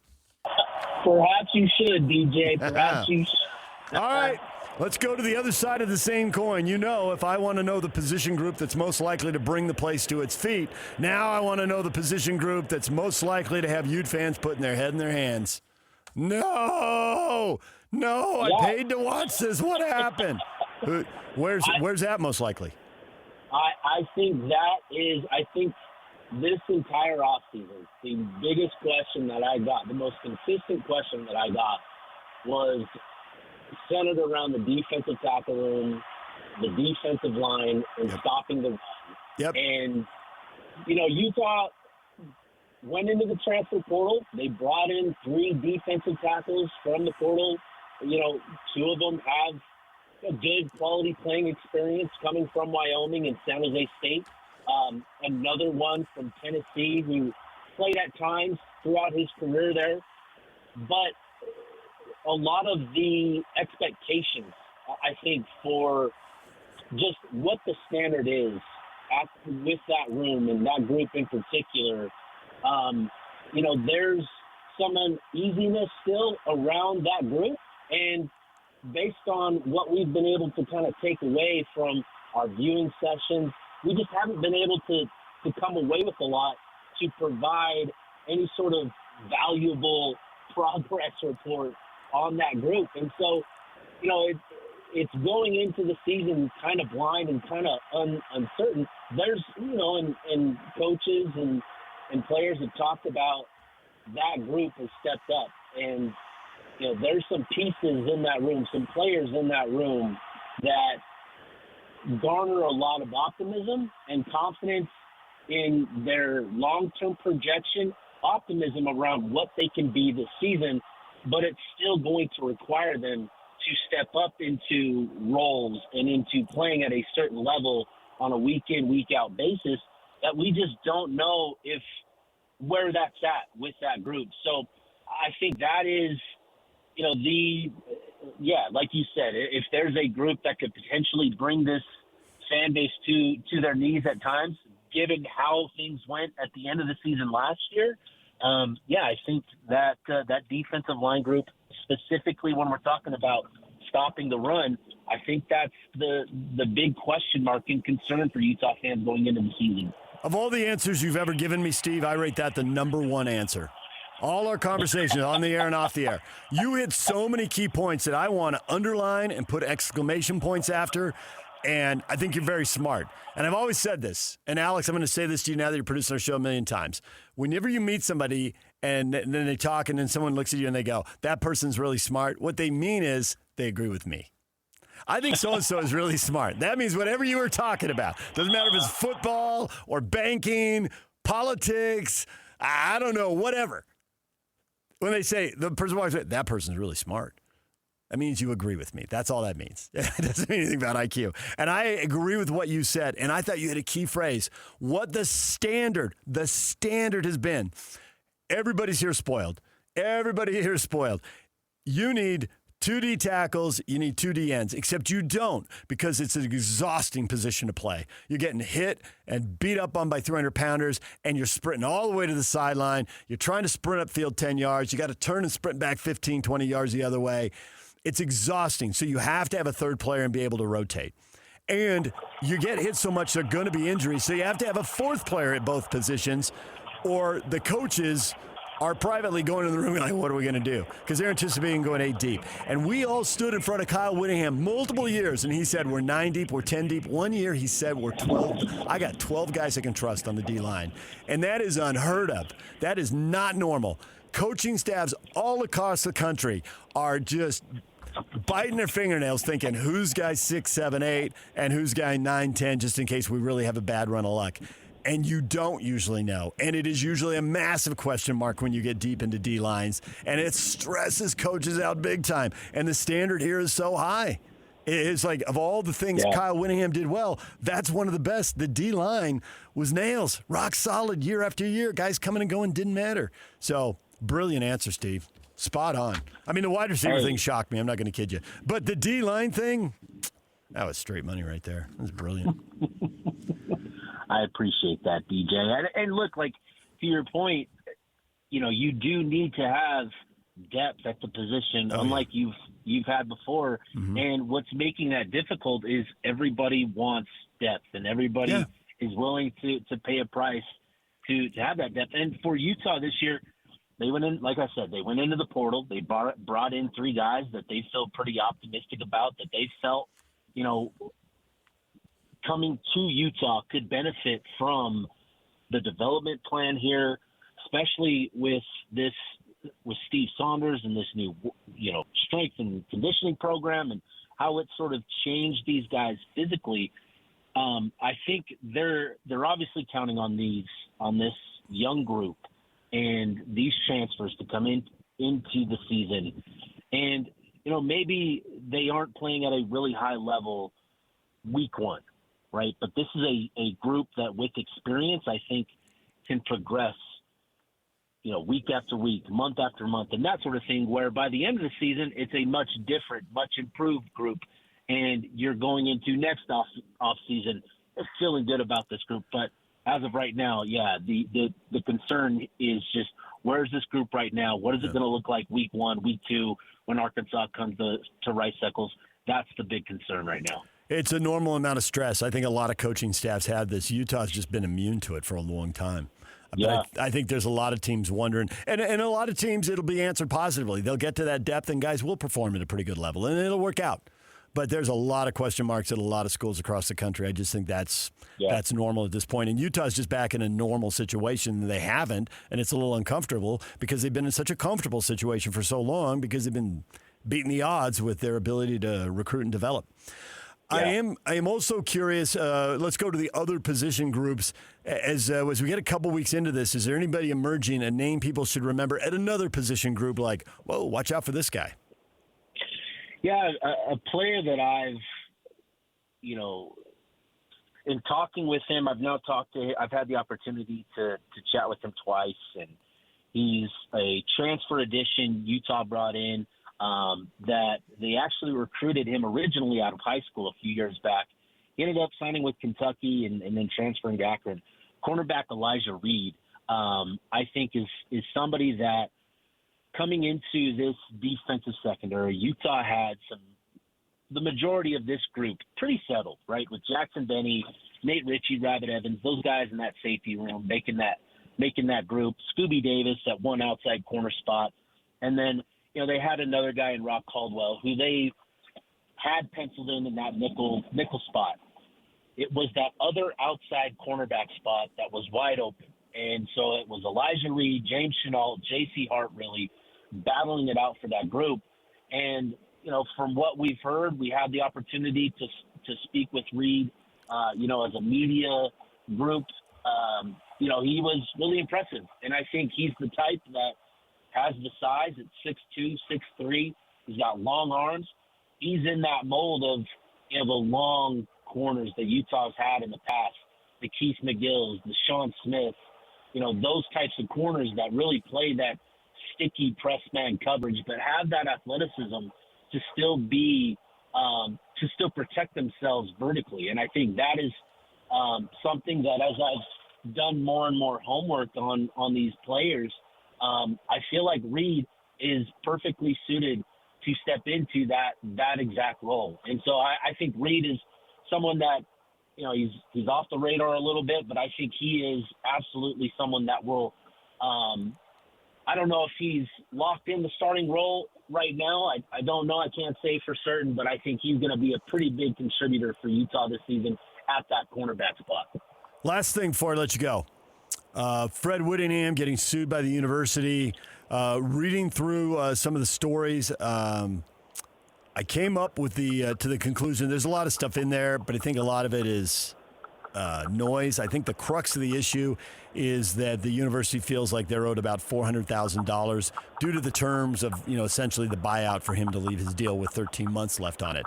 I don't know Fred's side of the story, and people don't tend to comment when there's pending litigation, so I don't know that we're going to hear his side of the story. But I thought that was the crux of it from what I read. And when either he cuts the check or Michigan Booster, whatever, however that's handled, then it goes away. It did make the point in the story that with the other assistants who moved, that's already been handled. So I don't know if Fred thinks there's something different, if there's some language in his contract or whatever. What's your understanding of that, where it stands, and how you think it's going to play out? Yeah, that is my understanding of it all. I don't have a good sense of how it's going to play out, but as you pointed out, all of the other assistant coaches, you know, went through that process and went the right way. They went. Well, a lawyer somewhere had his phone cut off. He was about to cross the line. Maybe it was a judge. Just knocked him out right there. And that's it. We've heard enough of Bartle. All right. You don't have to get him back. I think we see where he was going with that. But thank him for us. There you go, Captain. All right, DJ and PK. Got to take a break right here. Coming up, 8 o'clock hour. Jason Kreis will join us from Real Salt Lake. We'll hear more about Salon's contract. Got a big game coming up Tuesday in Denver with Leon in the League's Cup quarterfinals. We'll talk with Jason about that, the game on the weekend. We'll talk with Jason Kreis at the top of the hour. Kevin Graham joins us at 8:30.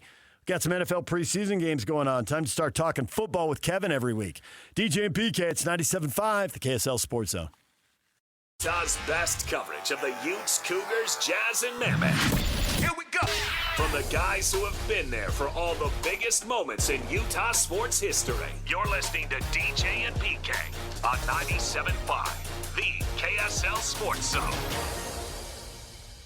Win big this Wednesday on the KSL Sports Zone with Win Ticket Wednesday. This week, Motley Crue with performances by Tesla and Extreme at Utah First Credit Union Amphitheater, September 21st. Tickets on sale now at LiveNation.com. Get your tickets today and listen to the KSL Sports Zone all day Wednesday for your chance to win. DJ and PK, college football fans, what are we doing? Are we really going to have players come back from the NFL and play college football? I think the answer to that is yes. Looks like the courts have opened the door. There's a judge in East Baton Rouge Parish who might rule on it, so we might have another ruling. It's crazy that the rules are being fought over and changed 2 weeks before the season. I think conferences have to step up and start making rules. I think it's been clear for a while.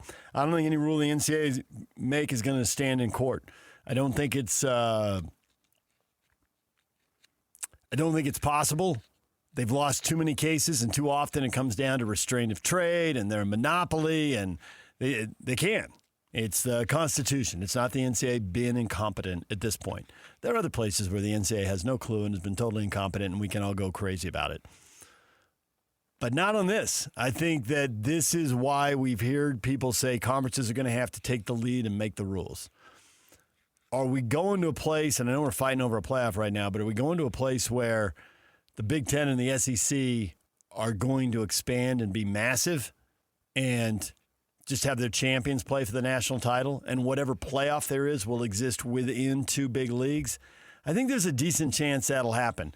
Now, there could be legislation in Washington to stop it. It may take a long time for that to happen, but I can see that happening. But that's in the long run. In the short run, they've got to figure out, eligibility. And there are rules that get put in place in sports that don't match what happens to every other college student. For a long time, you couldn't pay an athlete, but you can pay a college student. College students can have jobs. Why can't athletes? Well, because they'll cheat and they'll get around the rules and they'll play payers directly. Yep, and that's where we are now, and it hasn't ruined the sport. So I don't know what to tell you. Ohio State and Notre Dame still win. The SEC is still really good. Wasn't the end of the world. Is it different? Yeah. Is it weird? Yes. Is it sustainable? Well, I'm not going to be writing the checks to sustain it. And I've also ruled Alex out. Alex has told me definitively he will not be writing those checks. So I don't know beyond the two of us who's going to write the checks, but we're out. And I know PK's out also. I mean, literally he's out on vacation right now, and he's probably having a waffle somewhere that he wouldn't normally allow himself to have. But hey, it's vacation. Let's not count the calories on vacation, please. That's what vacation's for. So the three of us are out. It does drive me a little crazy when they start talking about athletes this way.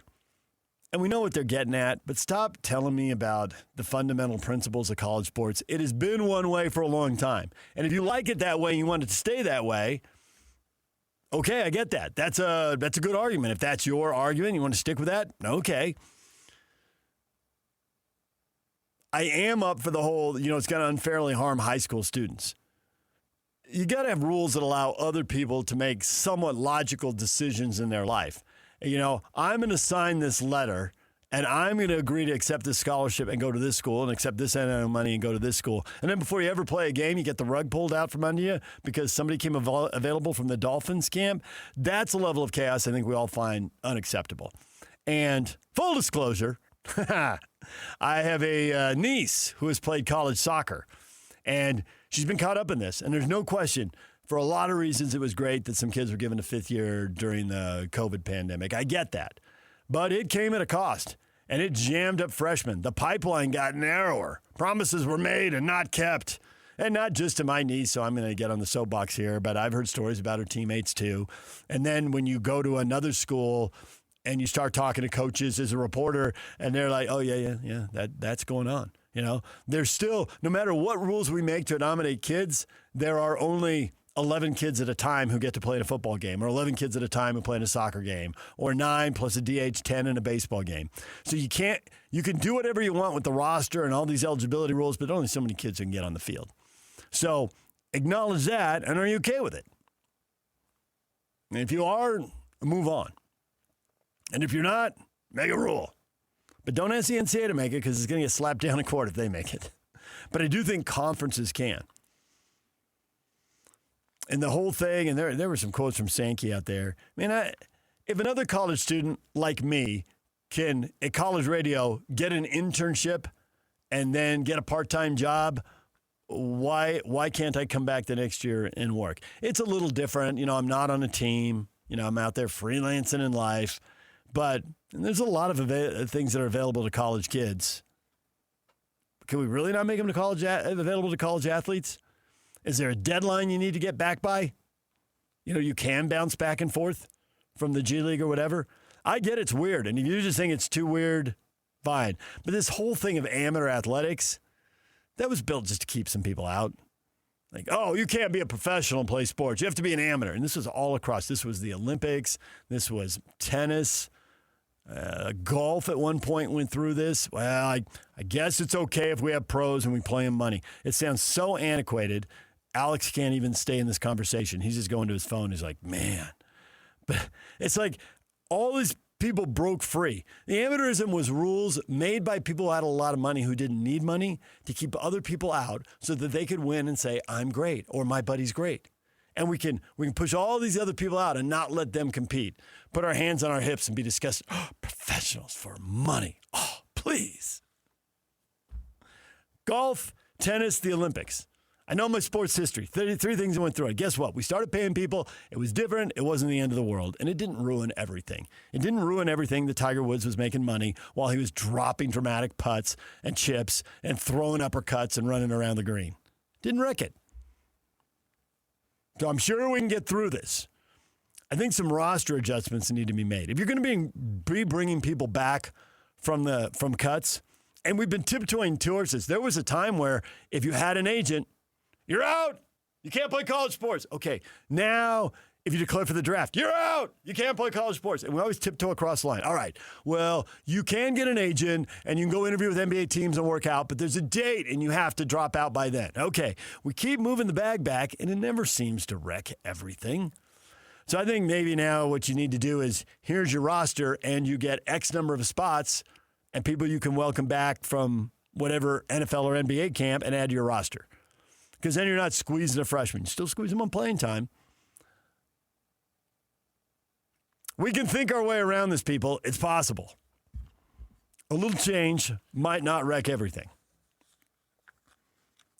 But don't lecture me on the purity of college sports and the whole academic thing. I mean, my eyes are going to roll into the back of my head. Come on, man.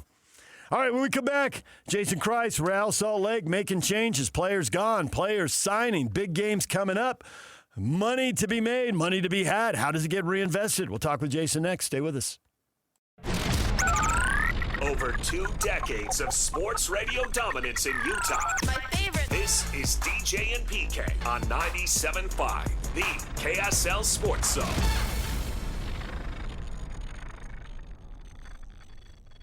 DJ and PK. Time to spend a few minutes with Jason Kreis, president of soccer operations for Real Salt Lake. Jason, good morning. Good morning, DJ. How are you? Good. I have so many questions. You are the right guy at the right time, Jason. Ooh, okay. Let's go. Fire away. Inquiring minds want to know, when you move a player like Gozo, like how long did those talks happen? Behind the scenes, when did you know it was going to happen? Did it get nerve-wracking at any point? Did you try to talk him into staying? What can you tell us? All of those answers are yes. Yeah, it's obviously not a short process when something like that happens.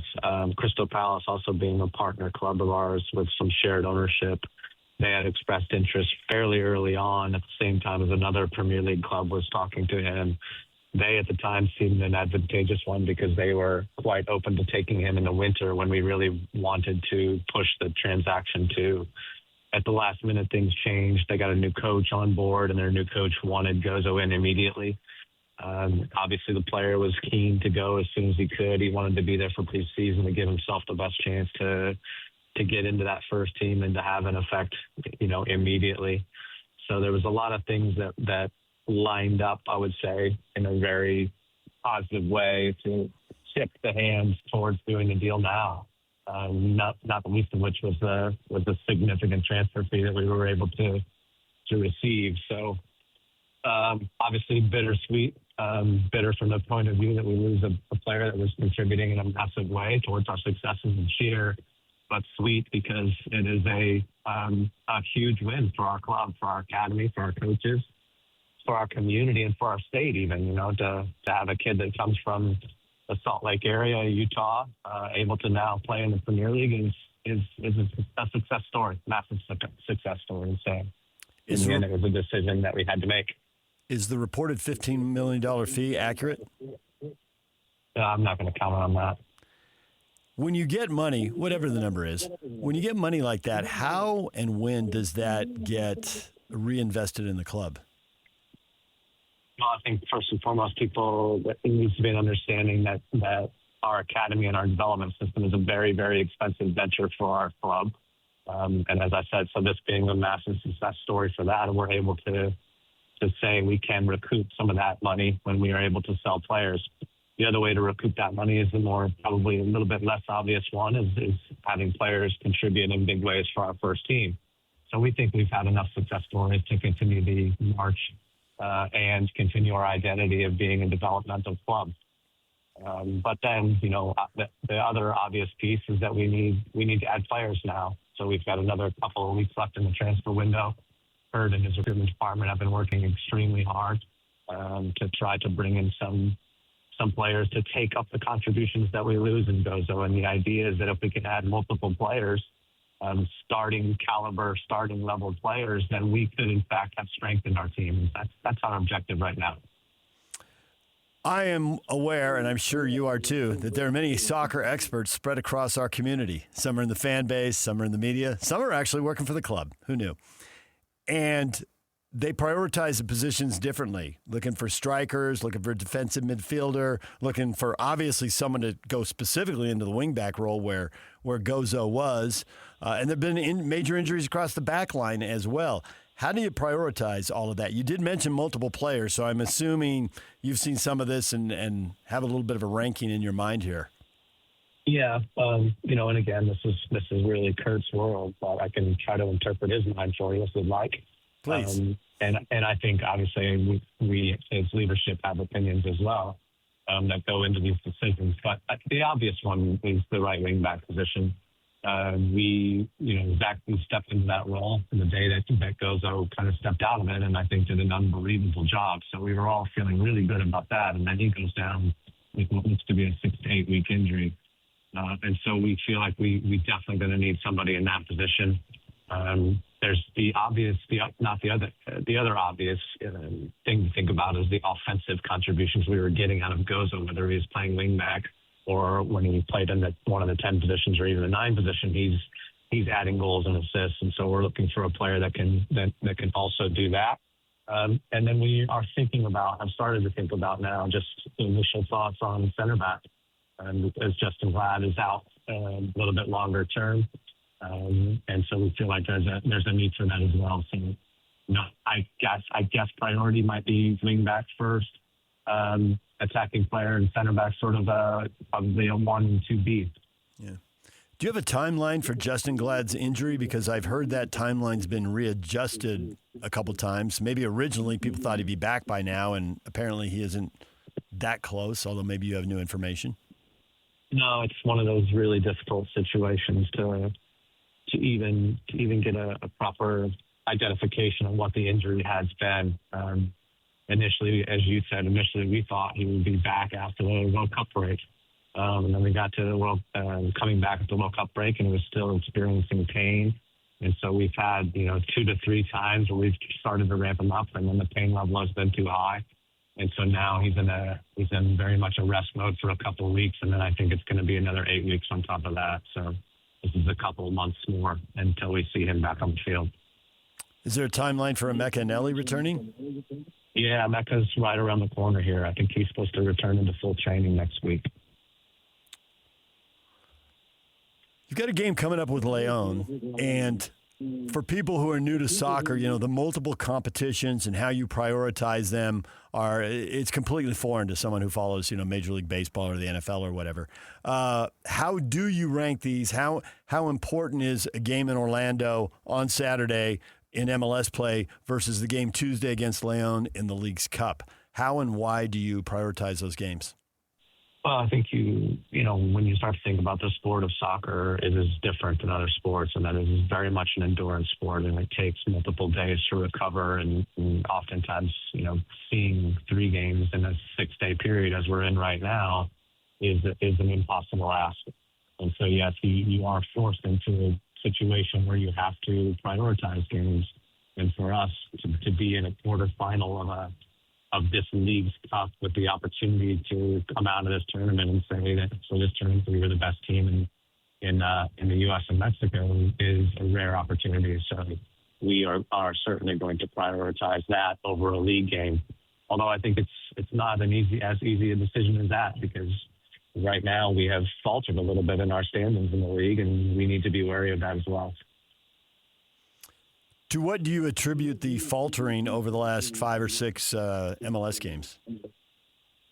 It's difficult to say, really difficult to say, because it's probably a little bit too easy and basic to try to loop them all together. I think you have to kind of go one by one and say what has been the issues. I think coming back immediately after the break and going on a really difficult road trip at LAFC in Portland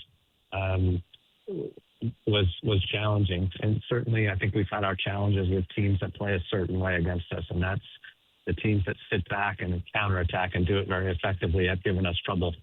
And Dallas was a team that did the exact same as that. So we have to consider sort of, how we're going to succeed against those teams as we move forward, because certainly we will see it in the final piece of the season and going into the playoffs. But I would also say that in all of the games, we have had some really positive things come out of them. So, the mindset's still there. The ability to create and score goals is still there. It's a little bit about, I think it's a little bit about focus as we're going through, and it's the hottest part of the season, and typically a part where you do have some downturn before we get to the final push here. Want to circle back to where we started. I introduced you as president of soccer operations, and it goes back to sports are different, right? You don't just have a team. You also have a second team in the Monarchs that can act as a development / minor league team. And then you've got the whole academy. So there's so many players at so many levels trying to make progress. It needs someone over all of that. And I'm curious for these the stories we've seen where, certainly Gozo's just a spectacular success story. But Zach Booth he's from Eden, Utah, and he was looking very intriguing before his injury. He was doing some stuff that was opening eyes for sure in the fan base. But maybe you knew that because you got to see him develop along the way. How many more guys do you have who could open eyes and intrigue fans that way who are in the pipeline? Well, quite a few. I would say, obviously, we have the U16, the U18 team, and we have the Monarchs. I would say that in each of those teams, we've got 2 to 3 players that we feel like could be major contributors for us over the next 4 to 5 years.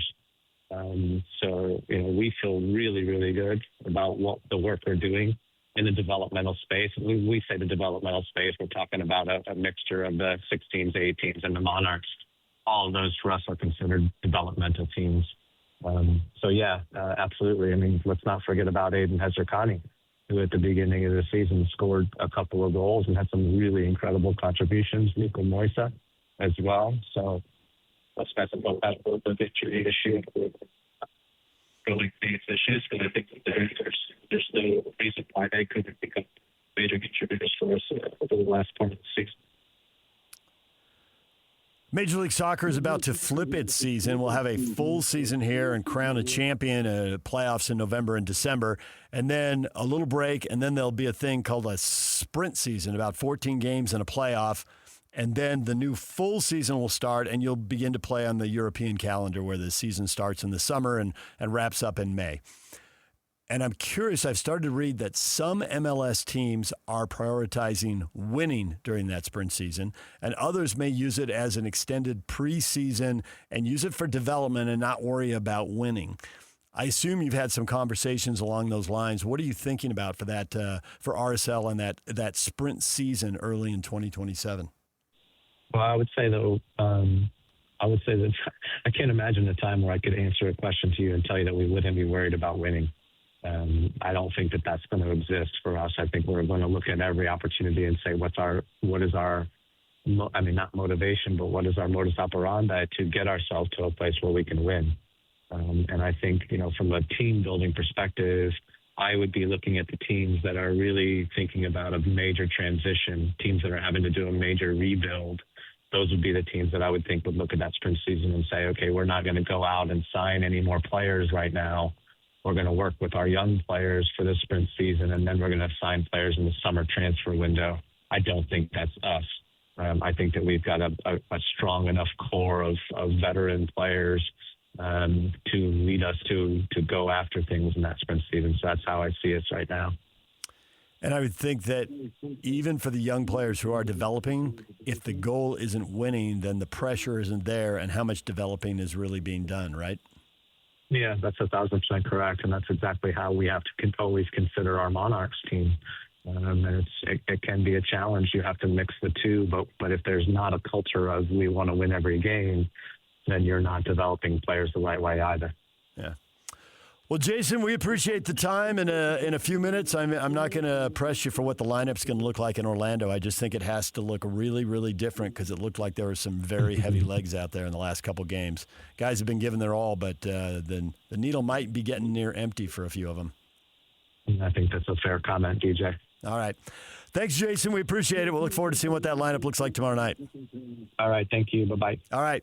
There's Jason Kreis. Multiple topics right there. He was good on everything except he didn't want to confirm $15 million. I didn't want to lose my sportscaster license. I felt like I had to ask. He didn't want to lose his president and chief operations license. He didn't want to answer. The dance must be done.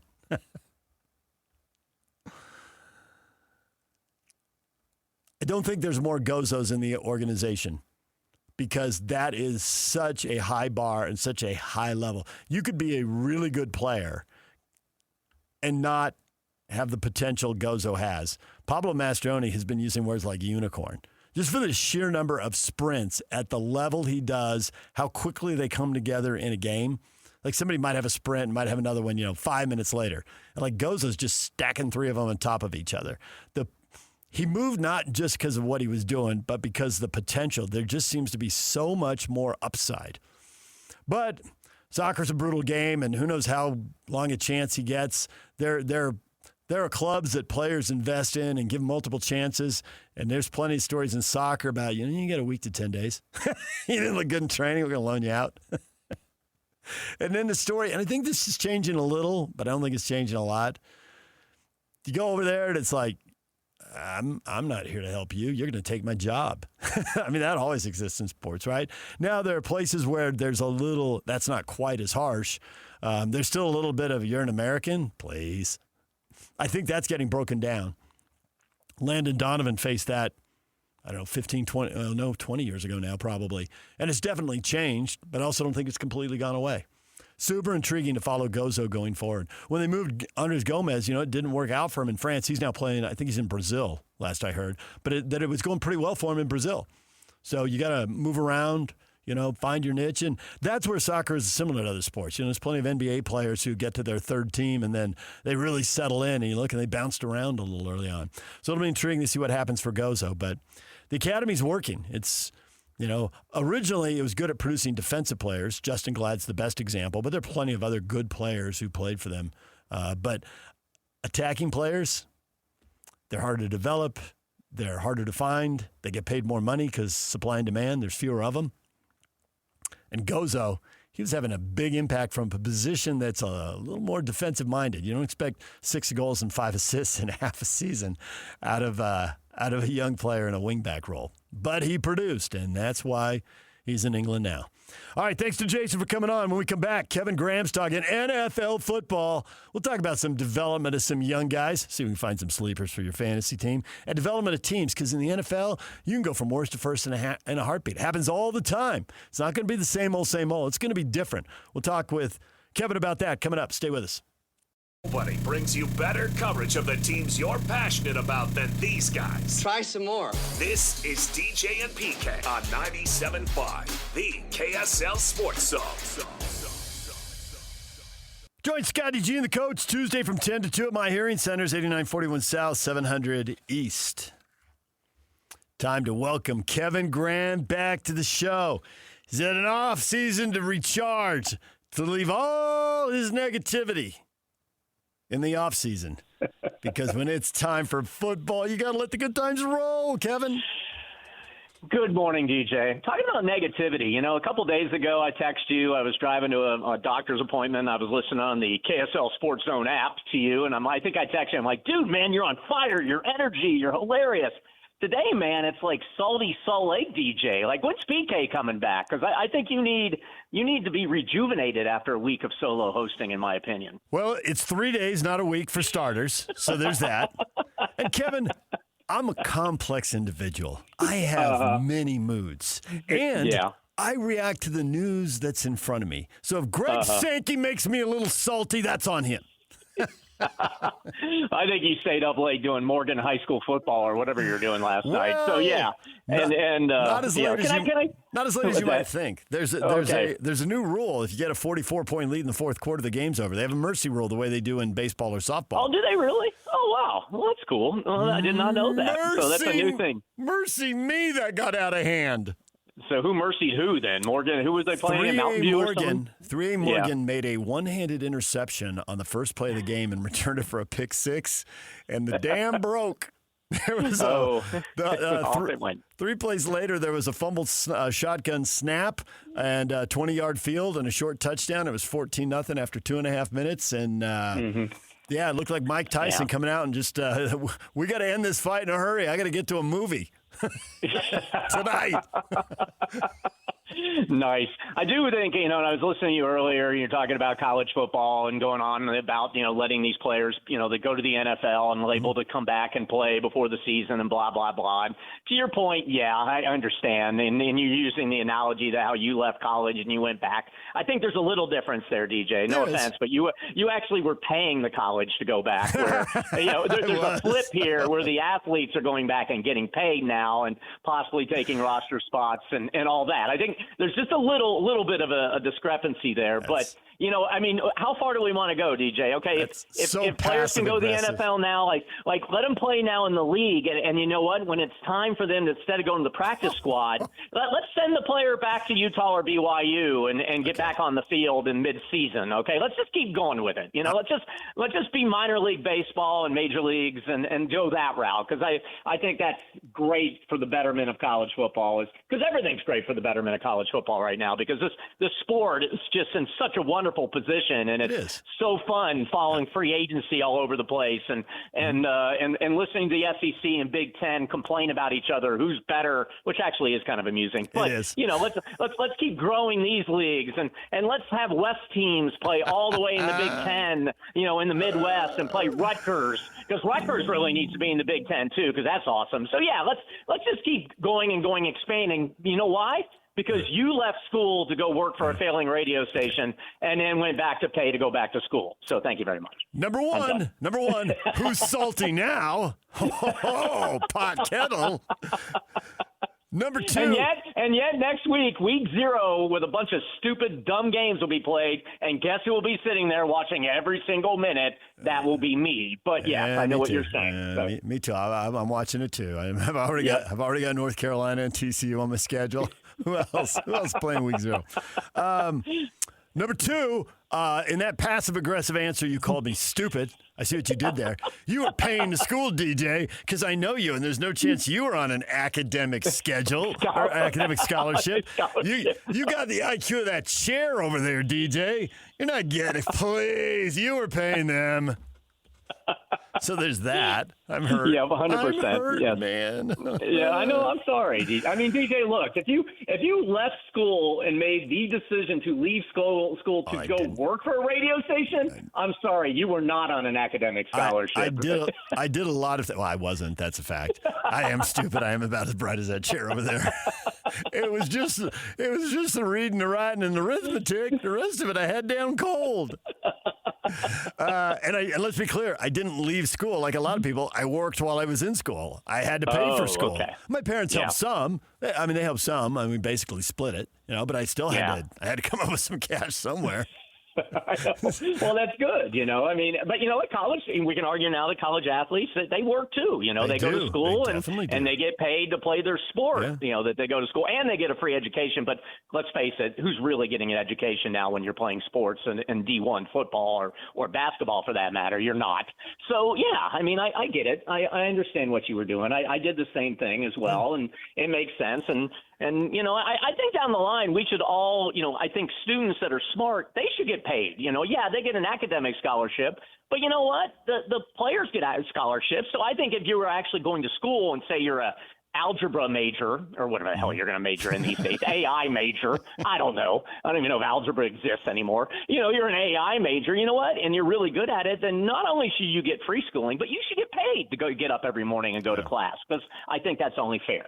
So, yes, we should all be paid. Algebra exists because that's where you learn to find X, the unknown quantity. And that is just a synonym for Kevin, because when Kevin comes on this show, we are getting X, an unknown quantity. I had a whole list of questions, but like David Locke, you just grabbed the steering wheel and we're turning right, DJ. All right, buckle up, man. Where's Bowler? Remind me to buckle up. It's only because you're being salty today. Even though I hear the Great Salt Lake is apparently dying. I don't know. It's going up in the atmosphere or something. But yeah, you're replacing what's left of the Salt Lake. So it's good. I like it. We refer to that as evaporation, Kevin. Going up in the air. There's a word for that. I learned it in college at UC Santa Barbara because I didn't drop out when I did radio. Well, I went to Central Michigan University, and I didn't drop out, and yet I still don't even know what that is. So, yeah. When the lake goes up in the air. Just kidding. Which I didn't even think it could do because you float in it. It's so salty. I didn't even know the water could go in the air. So, anyway, there we go. Okay. Football. I have theories. I might have floated this by you, and I can't even remember if it was on the air or off the air. Every year, somebody goes from worst to first, and sometimes they go from bad to really good. I mean, Jacksonville wasn't a last-place team. They had 4 wins 2 years ago. But Tennessee was the last-place team. They only won 3. And then you fast-forward just 1 year, and there's Jacksonville winning 13. They went plus 9 wins. Wow. And so we see worst to first. We see the Bears win a division. And I've got some teams here I think absolutely not, but I got some teams where I wouldn't be shocked at all. I mean, the Saints in last place, only 2 games out of first. I guess anything can happen in the NFC South.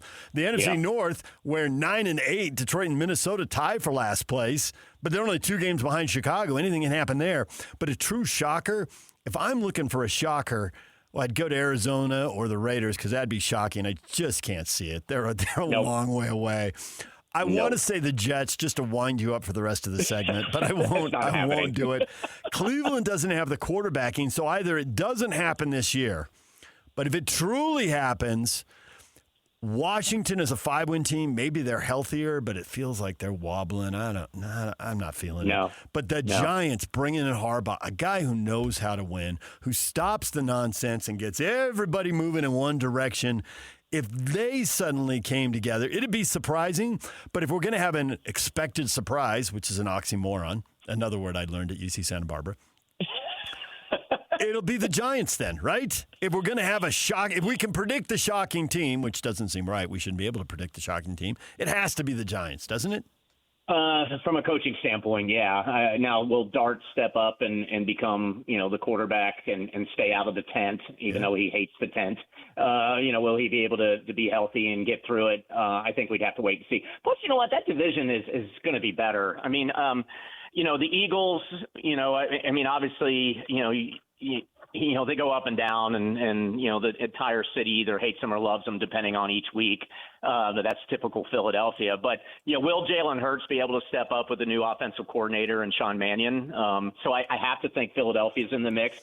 And I hate to say this because I despise this team and always have since the day I was born, but the Dallas Cowboys seem to be getting their stuff together. So it seems to me, depending on health and whether that defense can actually become the semblance of an okay defense, and if they can continue offensively to put up the points and yards that they did a year ago, I think the Cowboys can be really good. So yes, I think the Giants are going to improve, but I don't know if they're going to go worst to first. I don't really see that happening. I think the obvious one is what you said. It's either Detroit or the Vikings. I guess I'd probably more lean towards Detroit if they can stay healthy. And offensively they can get it back together now after losing Johnson to the Bears, because again, they were a decent team last year at 9-8. I think the Saints can be better if Shuck, which is amazing to me that SHOUGH is Shuck, whether or not he could actually continue to develop. He was actually, I heard you tease like sleepers. He could be a sleeper quarterback for fantasy football leagues because he actually played pretty well the last half of the season last year and was one amongst, I think, the top 10 quarterbacks in the league from a point perspective. So the Saints could possibly, make a little bit of a move there just because that division is so bad.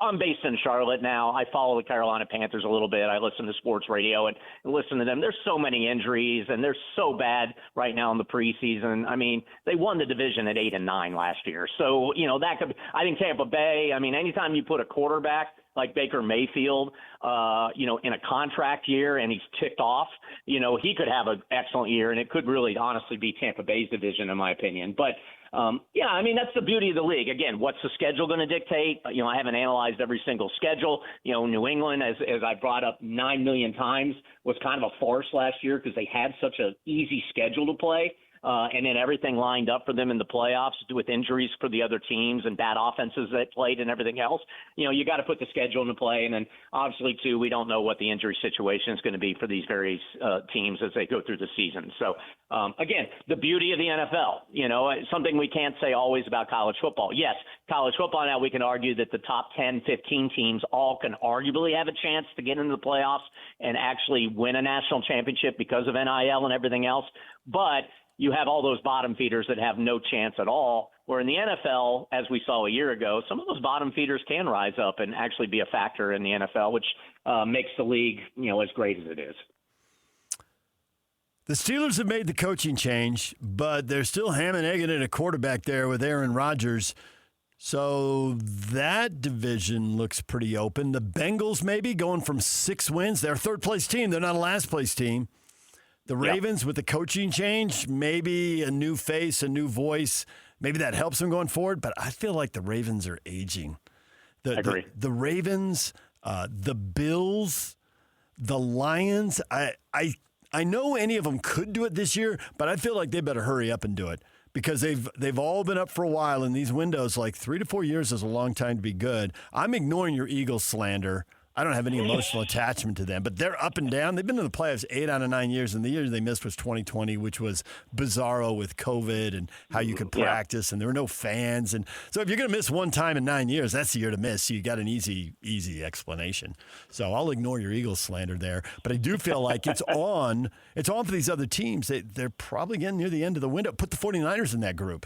It's like injuries, man. Yeah, there's so many injuries. The date on that cheese is about to expire here. You're going to pull it out of the fridge. There's going to be something green growing on it.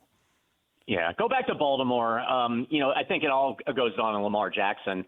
I think they're a playoff team. Now the question is, can he actually rise up and win the big games in the playoffs that he has not been able to do in his career? It'll be interesting to see because, they have a new offensive coordinator there. He's a 30-year-old dude named Declan Doyle. He held the play sheet for Ben Johnson a year ago, so obviously there's some hype building around him. Now, let me remind you this.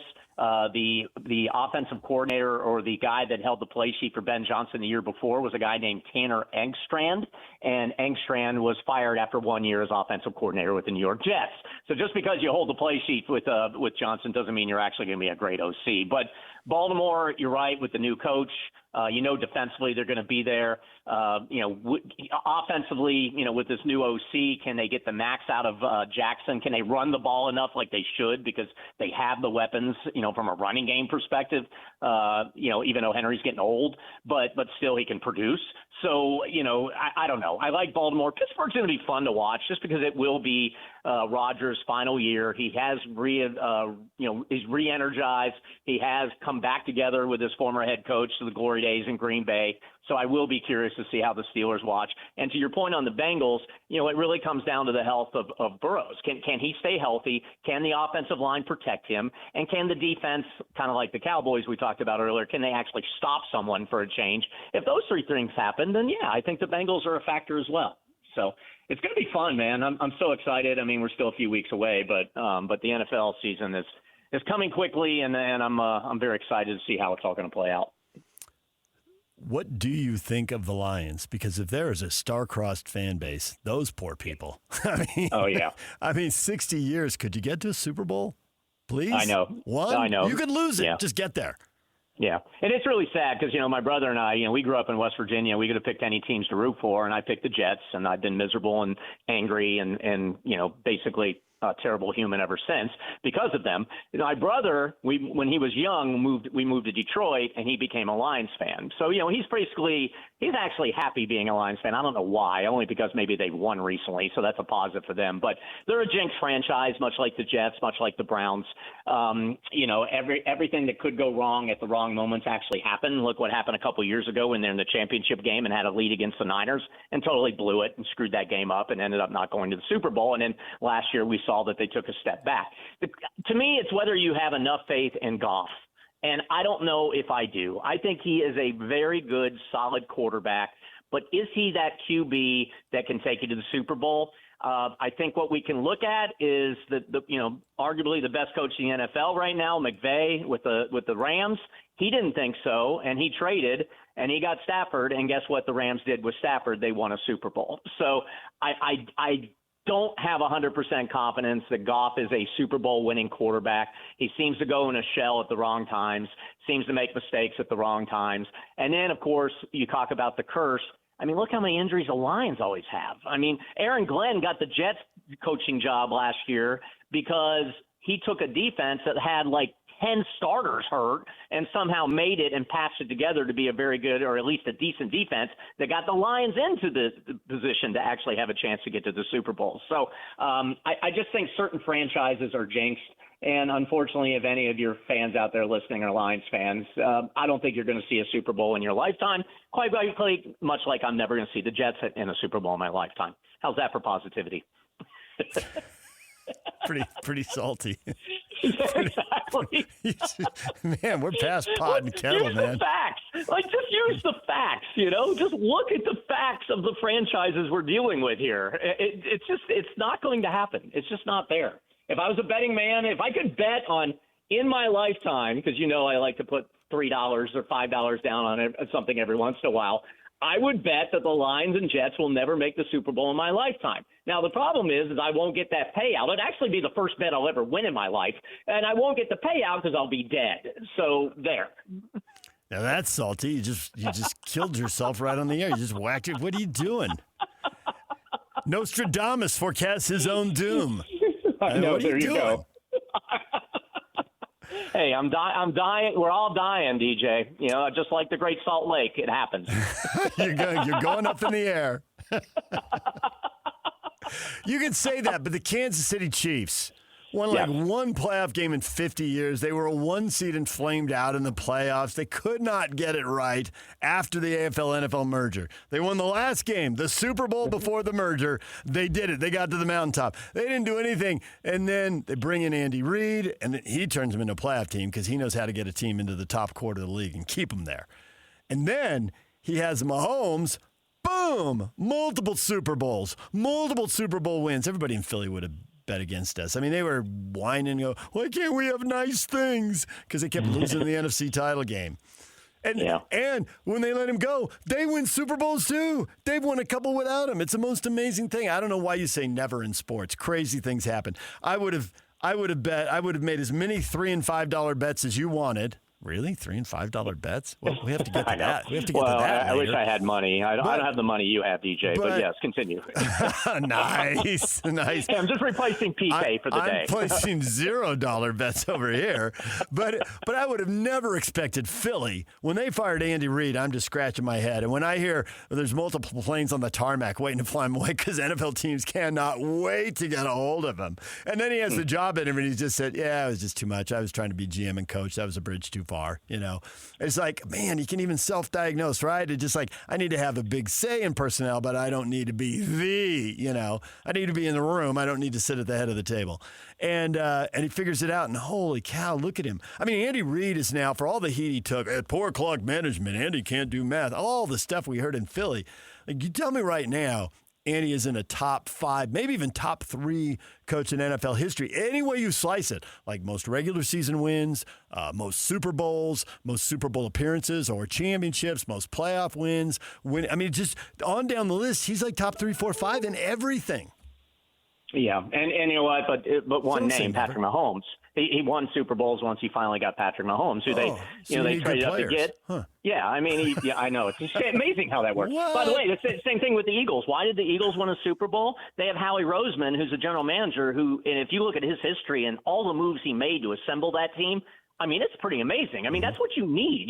Yes, you need great players, but you also need great management, which stems from great ownership. Again, teams like the Lions and the Jets, as we talked about teams that are jinxed, they have terrible ownership. They've had terrible ownership. Lions have gotten a little bit better in their ownership, only because it took I don't want to get dark, but, because I've only been dark enough, but it took multiple Fords to actually pass away for them finally to find the right Ford. It really did. Now you're just telling the truth. It did. Am I true? Exactly. So they finally found the right Ford that would actually hire good people and step aside and let those good people assemble the team properly and get a decent coach and put a nice mindset into play and a good culture. Culture, we overuse that word, but a good culture.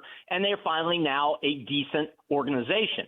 Same thing with the Chiefs. They got Andy Reid, but then they had Patrick Mahomes. They always had pretty stable ownership in the Hunt family. And you know what? They put it together, and he's won. And he's going to go to the Hall of Fame, no doubt. Should be first ballot Hall of Famer as a coach. And, and I'm not writing him off. I think the same thing is with the Chiefs because they are kind of going on the downfall a little bit, but they have to rebuild. I mean, Mahomes is not that old, and Mahomes is still great when he's healthy, and that'll be a big key of how much, how is he going to be when he's fully back coming off the injury from last year. But they have a good base, and the other thing they've always been able to do, it seems, is pluck those newcomers.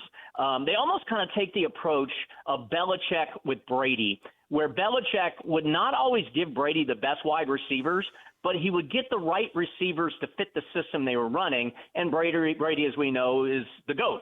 Well, same thing that Kansas City has done for the most part with Mahomes. They find those players that will connect with Mahomes, and they won Super Bowls that way. Now, they haven't been able to do it as of late, or at least last year, but they do have some talented players that are in the mix right now that if you read, and again, it's preseason. I don't know what you can believe in preseason, but it shows that they're building talent around him again, and if they can protect him, and if he can be healthy, and and all the things come in play, Reid knows what he's doing, and he's a great coach. Then the Chiefs are going to be right in the mix too. I do believe though the Broncos, and I hate to say this because I despise the Broncos, but I do think the Broncos are the best team in that division, and it's going to be a tough putt for Kansas City to overcome them.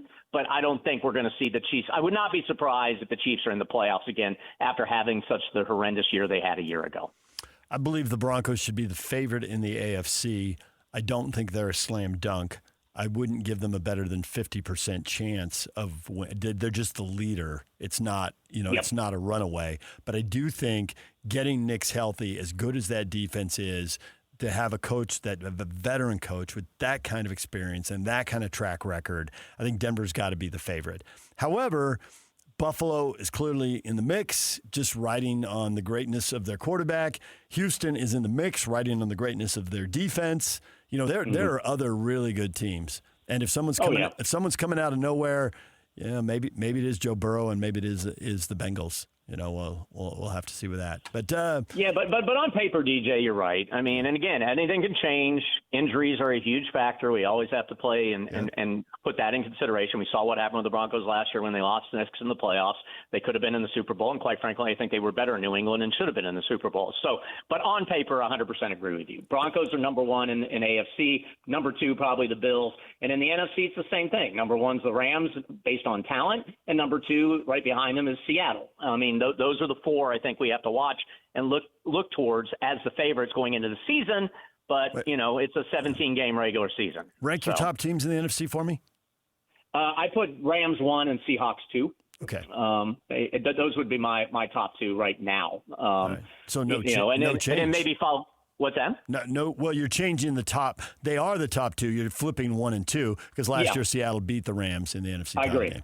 I agree, but I just think, again, if you look on paper, the amount of talent they have, you look at coaching, and you're right, Seattle won the Super Bowl. I still have that, I don't know how many people are still waiting for Darnold to revert back to his Jets days since I was there for that, but I don't think that's going to happen. But I also, though, believe that Darnold replicating what he did a year ago would be, I don't know. I don't see it. I think he'll be a good quarterback. I have to admit that he is a good quarterback. He's a freaking Super Bowl winning quarterback.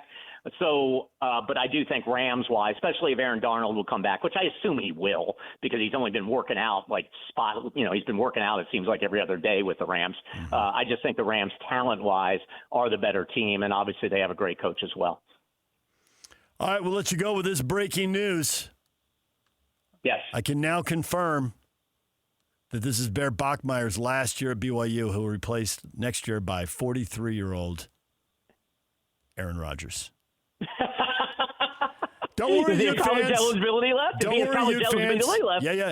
Yeah. He's going to go to court. It'll work. He'll take the judge on a darkness retreat, and he'll win in court. He'll be the next Jim McMahon of BYU. You write it down. It's okay, you fans, because even though Bert Ficklin's going to transfer out and Dan Pierce's going to transfer out, Tom Brady's coming. We're going to have storylines. That's We have the oldest But you know quarterback. what? We've had a lot of old players here. Let's just have a couple more old quarterbacks. Oh, yeah. No You know what? problem. And Utah will be in great shape because they're going to recoup their $400,000 plus $1 million in damages from Fred Whittingham. So they're going to be in great shape, too. So, yeah, that'll be awesome. Yeah, there'll be a settlement there. We'll never get to discovery. We get all kinds of juicy So questions dumb. and juicy answers and stuff we want, so we know it won't happen. It's all dumb, man. Doggone it. Why even put it in the media? I mean, and why ask for $1 million? Well, I don't think you can keep make it a call out. to Michigan, and they'll pay you the $400,000. Give me a break. Why bring all this back up? I mean, there's going to be enough of this going on for Utah anyways, with comparisons of Morgan Scalley and Kyle Whittingham. If you're Utah, and if you're the Utah administration, let it go. You screwed up. You let Whittingham go. He took millions of dollars from you. Let it go and move forward. It's not hard.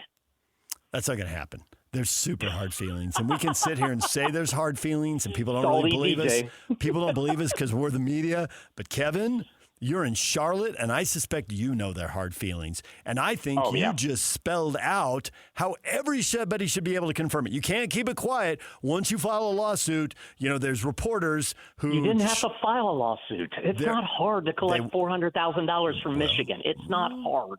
It is. It's not. It is if there's hard feelings. Dude, I almost pay that much to have my daughter go there. It's not hard to collect money, and I have no money. So, yes, I'm just saying. It might be hard, Kevin. There's hard feelings. And the hard feelings run both ways. I know. It's going to be so fun. I'm envious of you guys in covering this football season. And by the way, ADs in Utah, sorry, I'm just going to throw salvos out. Just pipe down, both of you guys. I mean, seriously, you're not the program. You're the caretaker of the program. Do what's right by your program and by your fans. Get your ego, put it aside. Move forward. That's what good management people do. Listen to all those management podcasts, okay? Put your ego to the side and run your programs for the benefit of your program and your fans. And, oh, by the way, BYU, your program is football. Basketball's great. It's football. Give Kalani what he wants. Otherwise, he's gone next year, just like Whittingham is gone this year for Utah. Well, now, Kevin, we need to bring you back after the break if you want to weigh in on what's going on at BYU, because there's a lot to say there. Now, do you have somewhere to go, or do you want to come back after the break? No, dude, let's keep going. I got nothing to do. I'm semi-retired. What the hell? We got to take a break. We're going to take a break, and we'll come back, and we'll get into Kevin, because Kevin just, again, grabbed the wheel. We're taking a right turn. We're going down Athletic Director Boulevard. I've been down this street before. I'm gonna get a ticket from the cops for cruising. I'm gonna get a DJ lecture on the other side. Stay tuned, everybody. How's that for the tease? We're salty when we come back on 97.5, the KSL Sports Zone. This is Utah's best coverage of the Utes, Cougars, Jazz, and Mammoth. Here we go. From the guys who have been there for all the biggest moments in Utah sports history. You're listening to DJ and PK on 97.5, the KSL Sports Zone. When last we left you on As Kevin Graham Turns, our weekly football soap opera, Kevin, who is salty, grabbed the wheel and took us down Athletic Director Boulevard. Kevin did not react. All right, well, while we wait for Kevin, caller 12 right now, 801-575-ZONE. Wins a family and friends 5-pack of tickets to Aerofest 2026 featuring Styx in Chicago at Utah First Credit Union Amphitheater on August 30th. Tickets are on sale now at livenation.com. All right, that'll give you something to do here while Kevin and I have at it, okay? Alex, you can get a winner for the concert tickets. And so I'm recapping what you're saying. You're muted. I know. I accidentally hit mute. I accidentally hit mute on my phone, and I forgot to take it off. I muted myself. Here I am, like railing on you, right? And then, of course, you didn't get to hear any of it. So, but yes, I'm going to sit back now because this whole thing started today on you explaining told how you left college and you went back to college because, and that's what all players should do and be able to do. And so now you're going to lecture me. So please, Professor DJ, tell me what's going on over there. I've been misquoted by the media on my own show. I did not leave college. I told you I was working while I was in college. I kept going to class and getting mediocre grades, Kevin. Nothing changed. Okay. Okay, good. You said, and that's one scenario. At the end of the break, you were talking. You went on a classic Kevin Graham end of segment rant. And another thing, and you said, "Hey, the athletic directors, you got to step back. No egos. You don't like the Ute lawsuit, but they want their $400,000, and there's hard feelings with Whittingham and Fred and Kyle, and so that's that, right?" And then you said, "At BYU," and you said, and here's a scenario, which can't be ruled out, right? It's certainly on the spectrum of potential stories. Hey, give Kalani his money. If you don't, there's going to be other big-time jobs open, and he's going to leave. Hell yeah. That is certainly football coach at BYU is really important. There are a lot of people in management roles, both school and church, that are BYU football fans and want to have a say.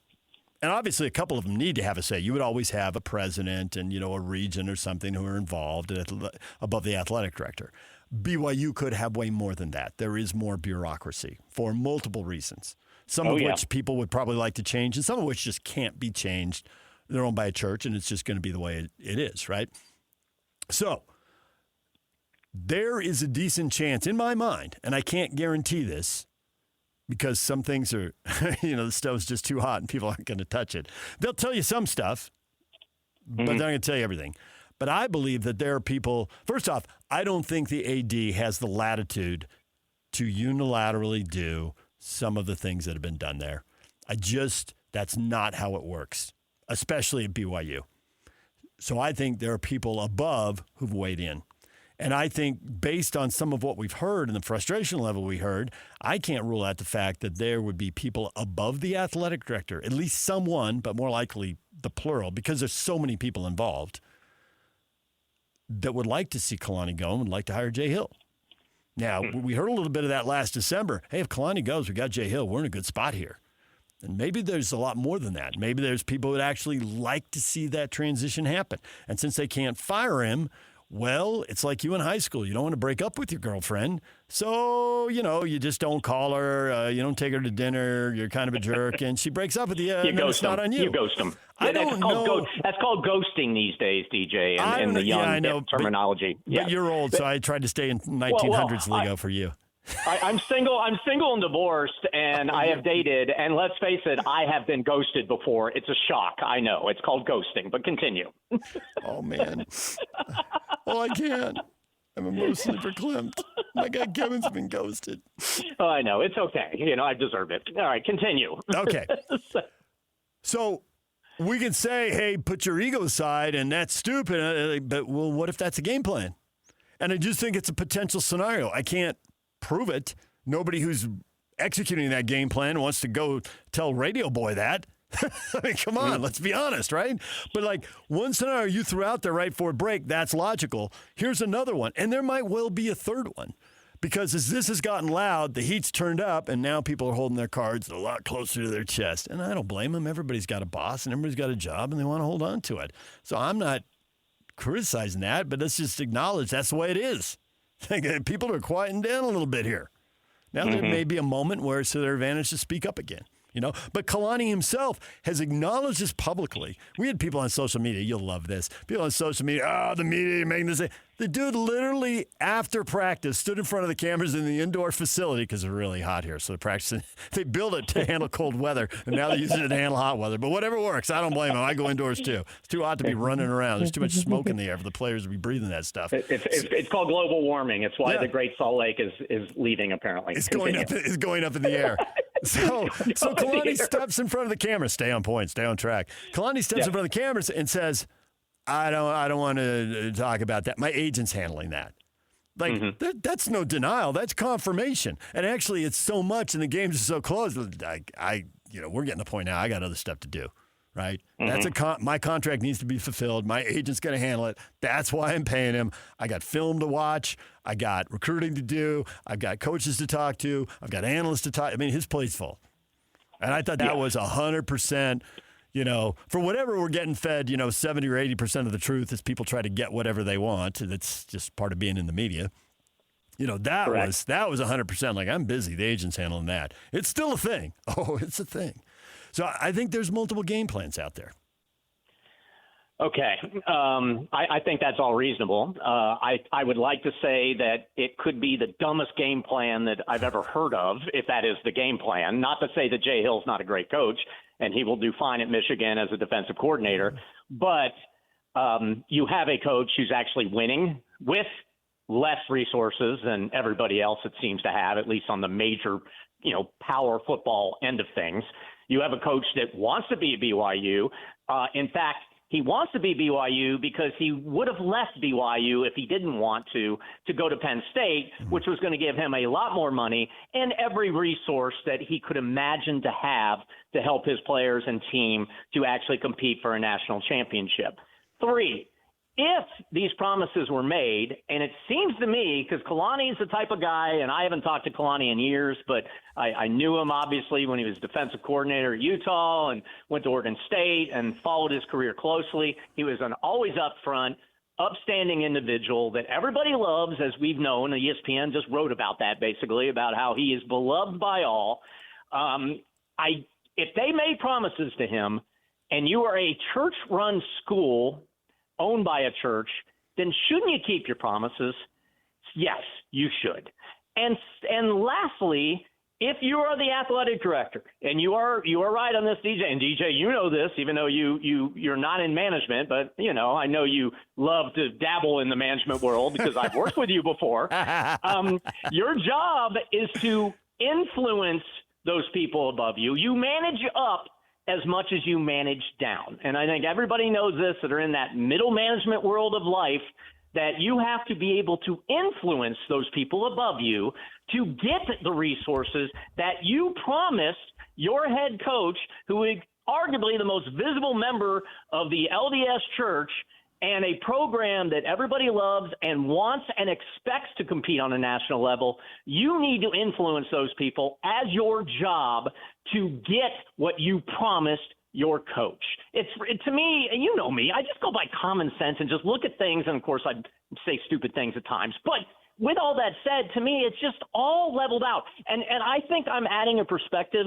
I think I can add a different perspective and I think that's thankfully why you and PK put me on, because I know that market being there. Now, do I know the day-to-day market? Do I know the things that you just laid out to me? I do not. I'm not covering that team on a day-to-day basis like I used to, but I understand the market, and yet then I can also add that national perspective of what I see over here, knowing some of the things I know about what goes on at BYU and Utah. And to me,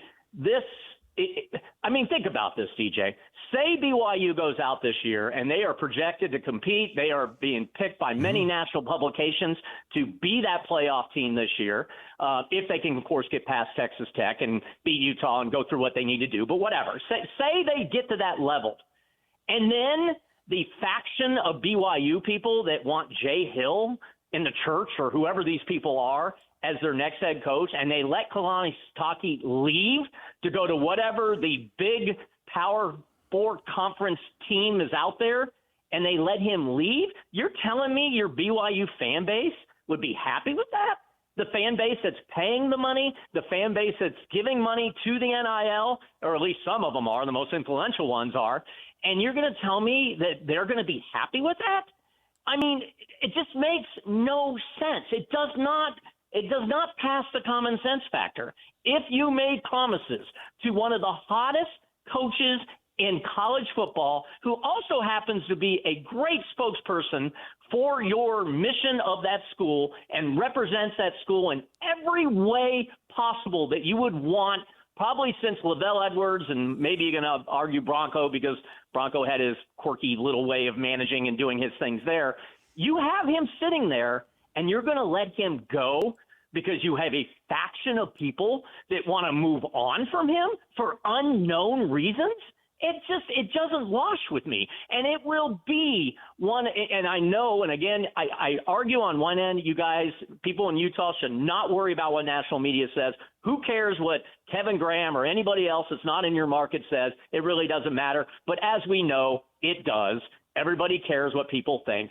What do you think the national attention and media and everybody's going to think of that BYU program if what you just laid out happens?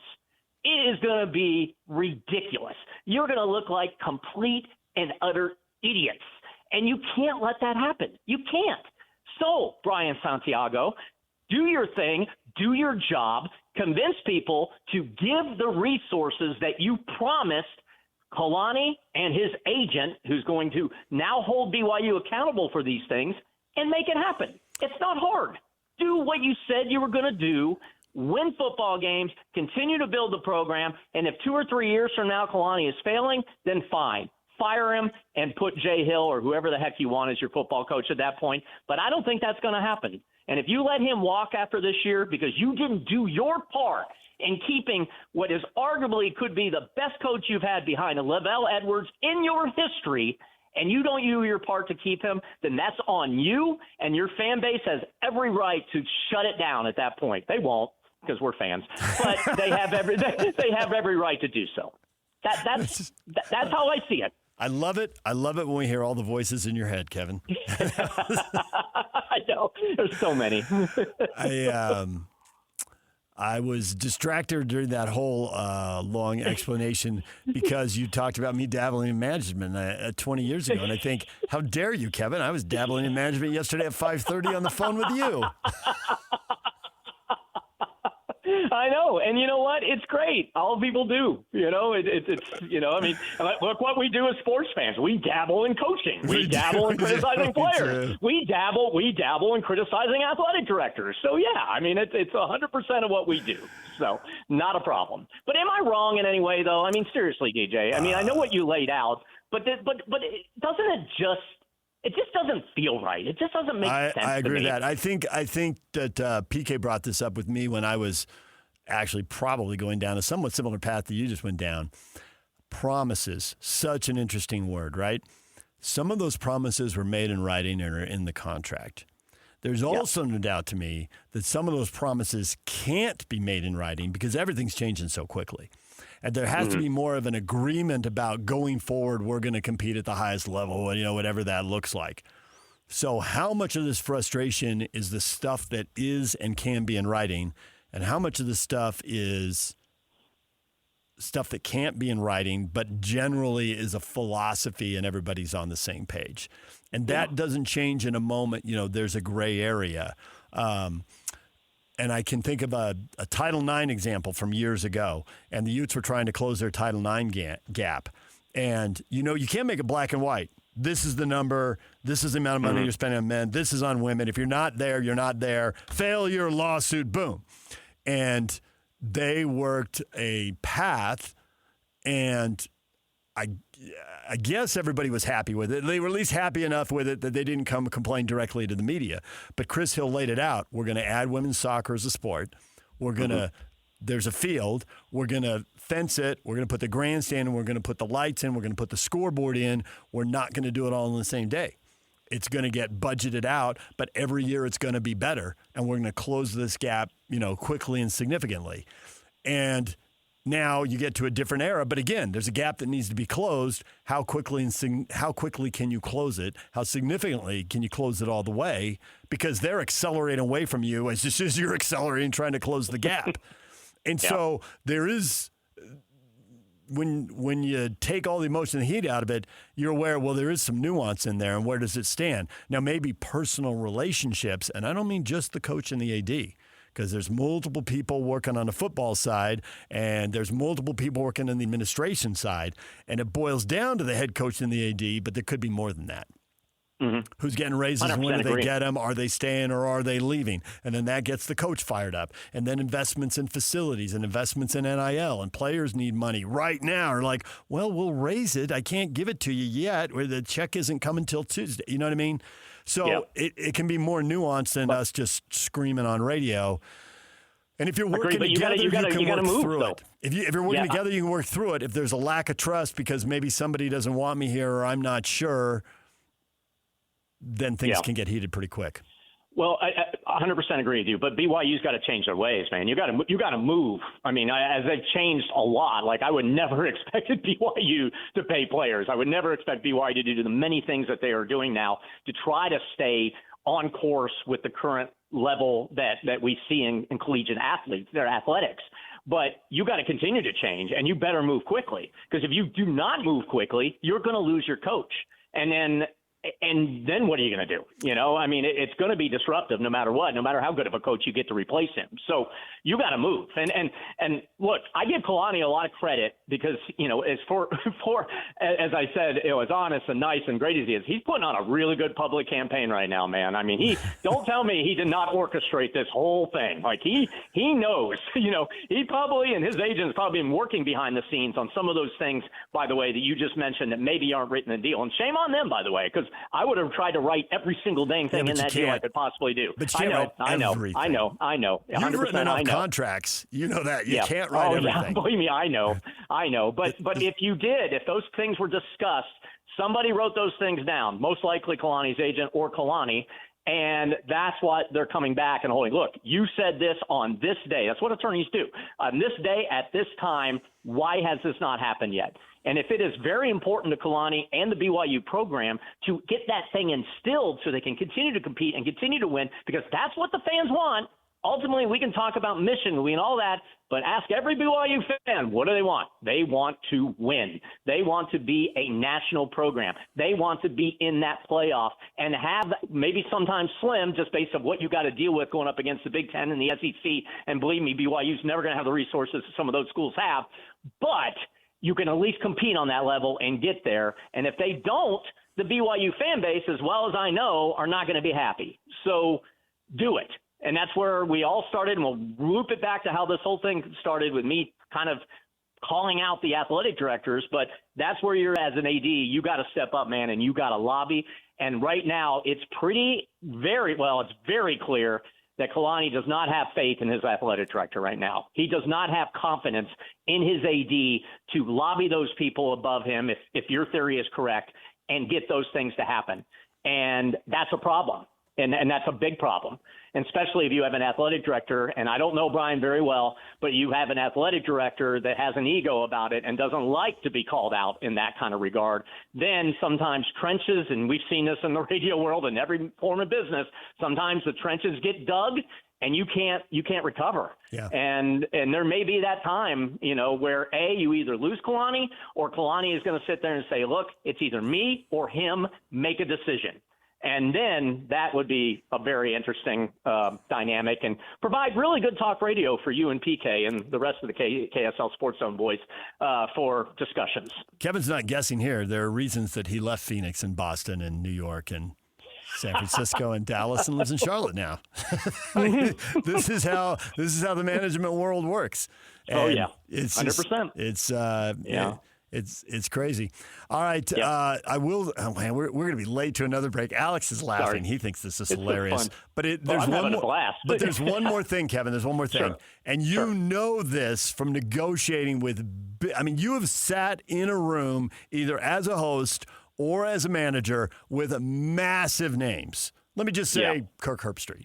Okay, True. Massive names, right? Yeah. And Fortunately, you're right. Yeah. Kalani has done many things from a PR perspective right. He's a winning, powerful coach, and he's done a lot of things right. And orchestrated might sound like a strong word, but it has been true. The cards in the hand have been played well. You can play a hand poorly, you can play a hand well. He's playing it well.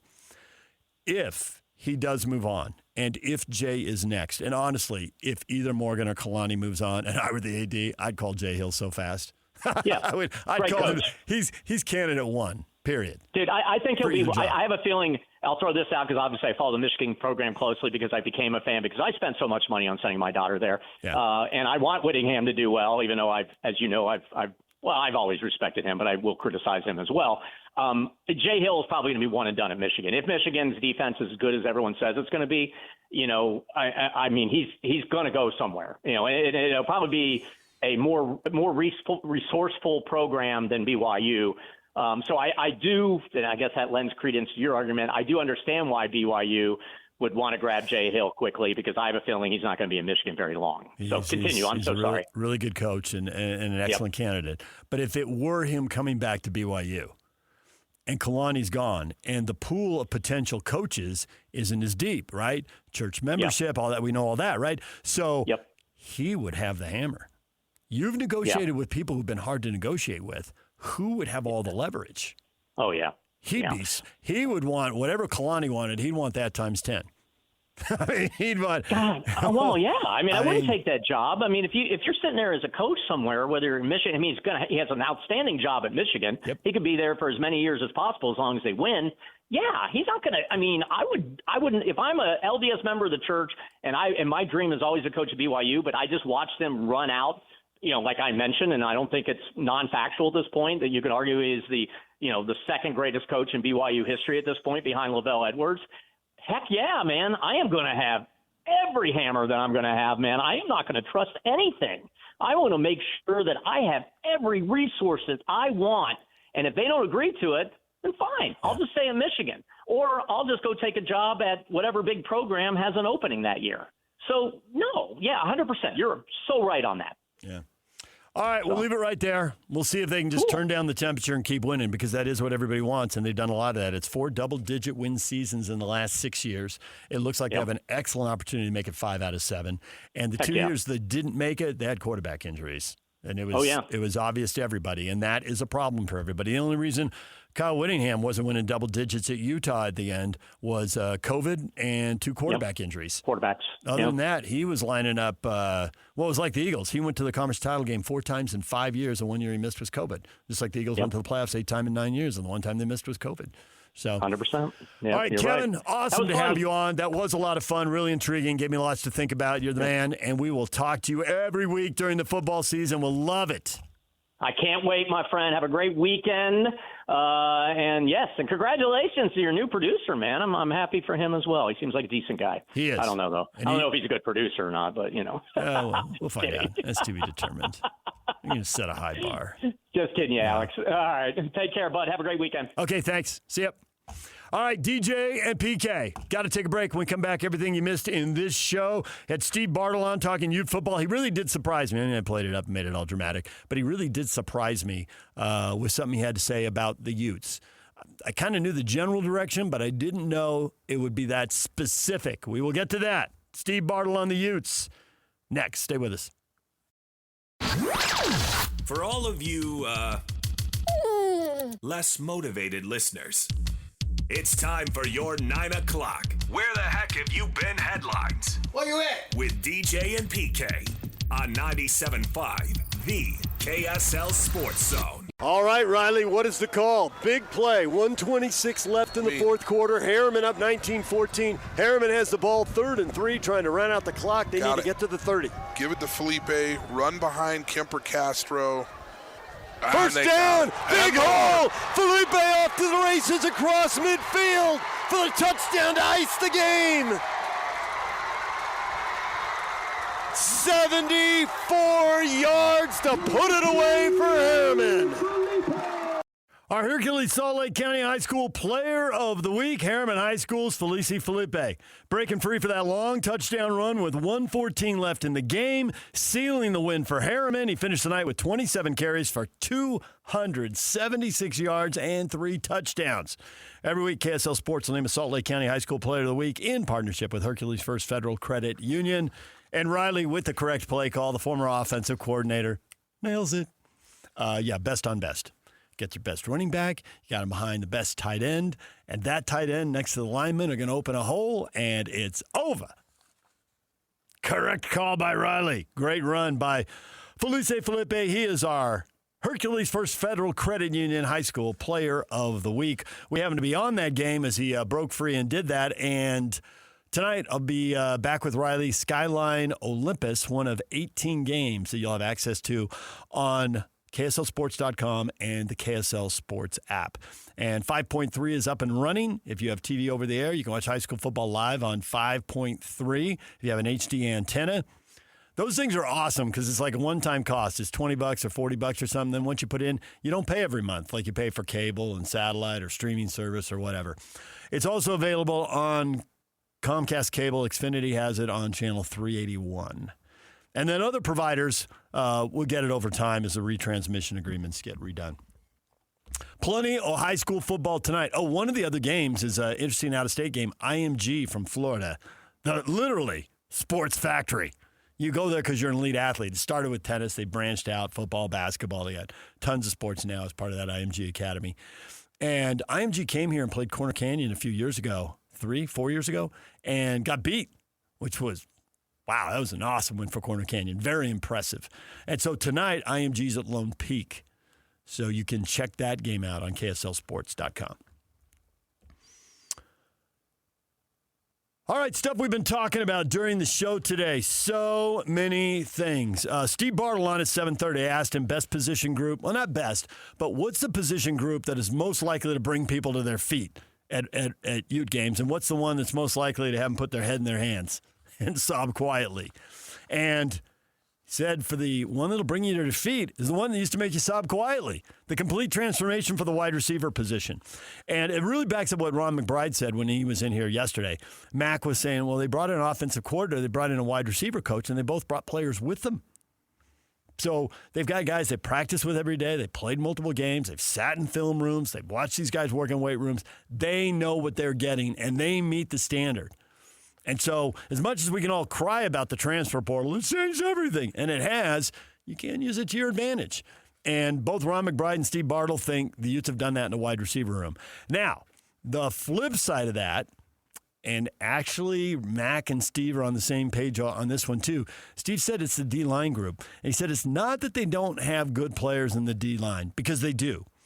But it requires rotation, and then because of injury, it requires depth. And do they have that? And the answer is definitely maybe, which is something Mac's been saying all along. I mean, Mac in the spring when he was in said they had 2 tackles and 1 pass rusher and they needed more. Now, they went to the transfer portal. They brought guys in. And Mac has acknowledged that the situation has improved since then. He acknowledged that. And Steve did too. But Steve was more of a, I don't know if I want to put a number on it, but it seemed to me it was more of a, they got like 6 guys, but they still need 5 or 6 guys. They still need to find a couple. There's a couple people progressing, and they need to keep progressing pretty quickly. I think Utah's in a place right now where a lot of teams are, and a lot of teams are very often, and even more because of the transfer portal. You want to play. So if you're somewhere and you're afraid you're guy 8 or 9, and you see you have a chance to go somewhere and be guy 4 or 5, you're going to go make the move. A lot of people are going to make the move. And so it's hard to stack up depth. There'd be years Kyle Whittingham would stand in front of us, and he'd take that question. We have 9 D linemen. We have 10. I remember one year he said 12. And I remember thinking, how is he going to keep them all happy? But now Utah, it seems like they're in a position that more teams are in. Now, the teams that are in this position now in mid-August, you get to October and November, some of them are really happy with their D-line. The progression happens. They don't have the injuries. You have to play 6 guys through the 4 spots. But you really need 8 because you're expecting injuries. Maybe you don't have the injuries, so you don't need to go that deep. Or maybe the guys develop and they get to that moment and they're ready to go. But for some teams, obviously, that doesn't happen, and they don't have much of a pass rush, and they give up big plays and blah, blah, blah. So we'll see how it plays out for the U. That is just a tough feeling for a lot of Utes because they haven't had to endure it. That position was always, if not a strength, a super strength. And now it's a more normal deal, which is all accentuated by the transfer portal, just leveling things out here. While we're on the topic of college football, we spent a little bit of time on this morning. The Senior Bowl likes to pride identifying the best of the best. They bring in, they've got a top 300 list, and they're going to bring in players to the Senior Bowl for the NFL to work out. Now, obviously, some people on this list aren't going to go there because they're going to be so good. Their first-round draft picks are not going there, and they're not doing stuff, and they're not getting hurt. And other guys maybe won't even declare for the draft, some of the underclassmen. But they projected 300 players right now. 15 at Ohio State, 10 at Michigan, 12 at Georgia, 9 at Indiana. BYU has 6 guys. mentioned, Utah has 2. Jackson Benet and Wayshawn Parker for Utah. So as you look at the Utes and think, how can they be a top-end program? How can they win the league? How can they go to the playoff? And the question to all of that is, who are the big-time playmakers and difference makers? The guys who not only make the big play to help your team win, but they make the game easier snap to snap for everybody else. You're getting doubled, so everyone else just has to win the one-on-one. You're drawing the best, corner, so it's easy for every other wide receiver to get open. Whatever the position group is, give the guys around you an advantage. And right now, they only identify 2 for the Utes. Now, maybe they find more. Maybe more guys evolve, and these lists evolve over the course of a season. Right now, BYU has 6. Texas Tech has 9. And so if you're wondering why the league gets picked 1, 2, 3, now you know, because this is the kind of stuff that guides the media members making the picks. They're gonna look at this kind of stuff for sure, without a doubt. Sarkisian at Texas, supposed to have a really good team. Guess what? They have 12 guys on the list. The players for BYU, I said for Utah, it's Jackson Benet and Wayshawn Parker at running back. I really think Parker, 1,000 yards for sure. If he stays healthy, could 1,200 or even 1,400 or 1,500 be in play? We'll see how committed they are to the run game and how many carries he gets. I think that's a big question. He was limited in carries for half the season last year. It was the second half of the season when they started to turn him loose. If he's 15 to 20 carry guy, I think he's going to put up huge numbers. But they got better receivers that are going to throw the ball more, and Morgan's made that clear. And that's going to put more pressure on the D-line. As Mac was saying, was in here yesterday, that 3-play, 80-yard touchdown drive, everyone's loving, the 35-yard pass, the 28-yard pass, and then the touchdown pass to cap the drive. But the defense is like, hey, we need a couple more minutes on the sideline. What are you doing? So it could look different up there. It's what coaching changes are all about. Making it look a little different. I should mention Houston has 4 players on the list and TCU has 2, if you're kind of scouting the Big 12 teams and how they stack up and what they're looking at as potential pros. For BYU, it's Kedu Olave, Keanu Tanavasa, Falatau Satuala, L.J. Martin, Evan Johnson, Isaiah Glasker. Pretty much the names you suggest. I would think, honestly, a lot of fans would have guessed at least 4 of those names, if not 5 or all 6. We also talked soccer this morning. Jason Kreis. Chance to win a trophy, chance to get to the Champions League, prioritizing the Tuesday game against Leon. They're in the quarterfinals. It's going to mean heavy rotation Saturday, which I think had to happen on its own anyway, because they basically ran the same lineup out in the last couple of games, and they're just playing games too close together here. And you could see the heavy legs, really for both teams. I thought Dallas at times looked pretty tired too. And they've been on the same schedule as RSL. It's been a lot of games and a lot of hot weather all in a row, and there's a lot of running, and the needle is on empty. Guys are just running out of gas. So I haven't been following Orlando as closely. We'll have to see how heavily they rotate tomorrow. I was planning on doing some prep today, but Lloyd gave me a call. Now I'm planning on doing some more radio later today. I gotta squeeze that in before the high school game tonight. Okay. A couple other things. Sergey Salon's contract extension, 4.5 years, contains a significant raise. No surprise. The guy scored 9 goals. He's a rookie.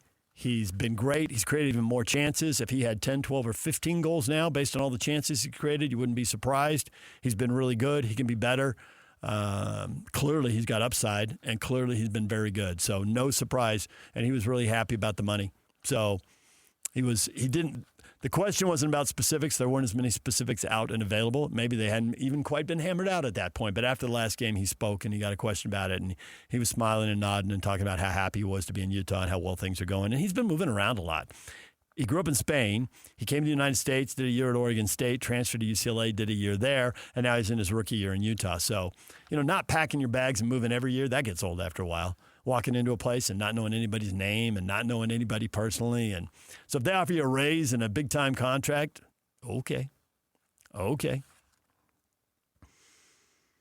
RSL plays tomorrow, 5:30 in Orlando, pregame at 4:30.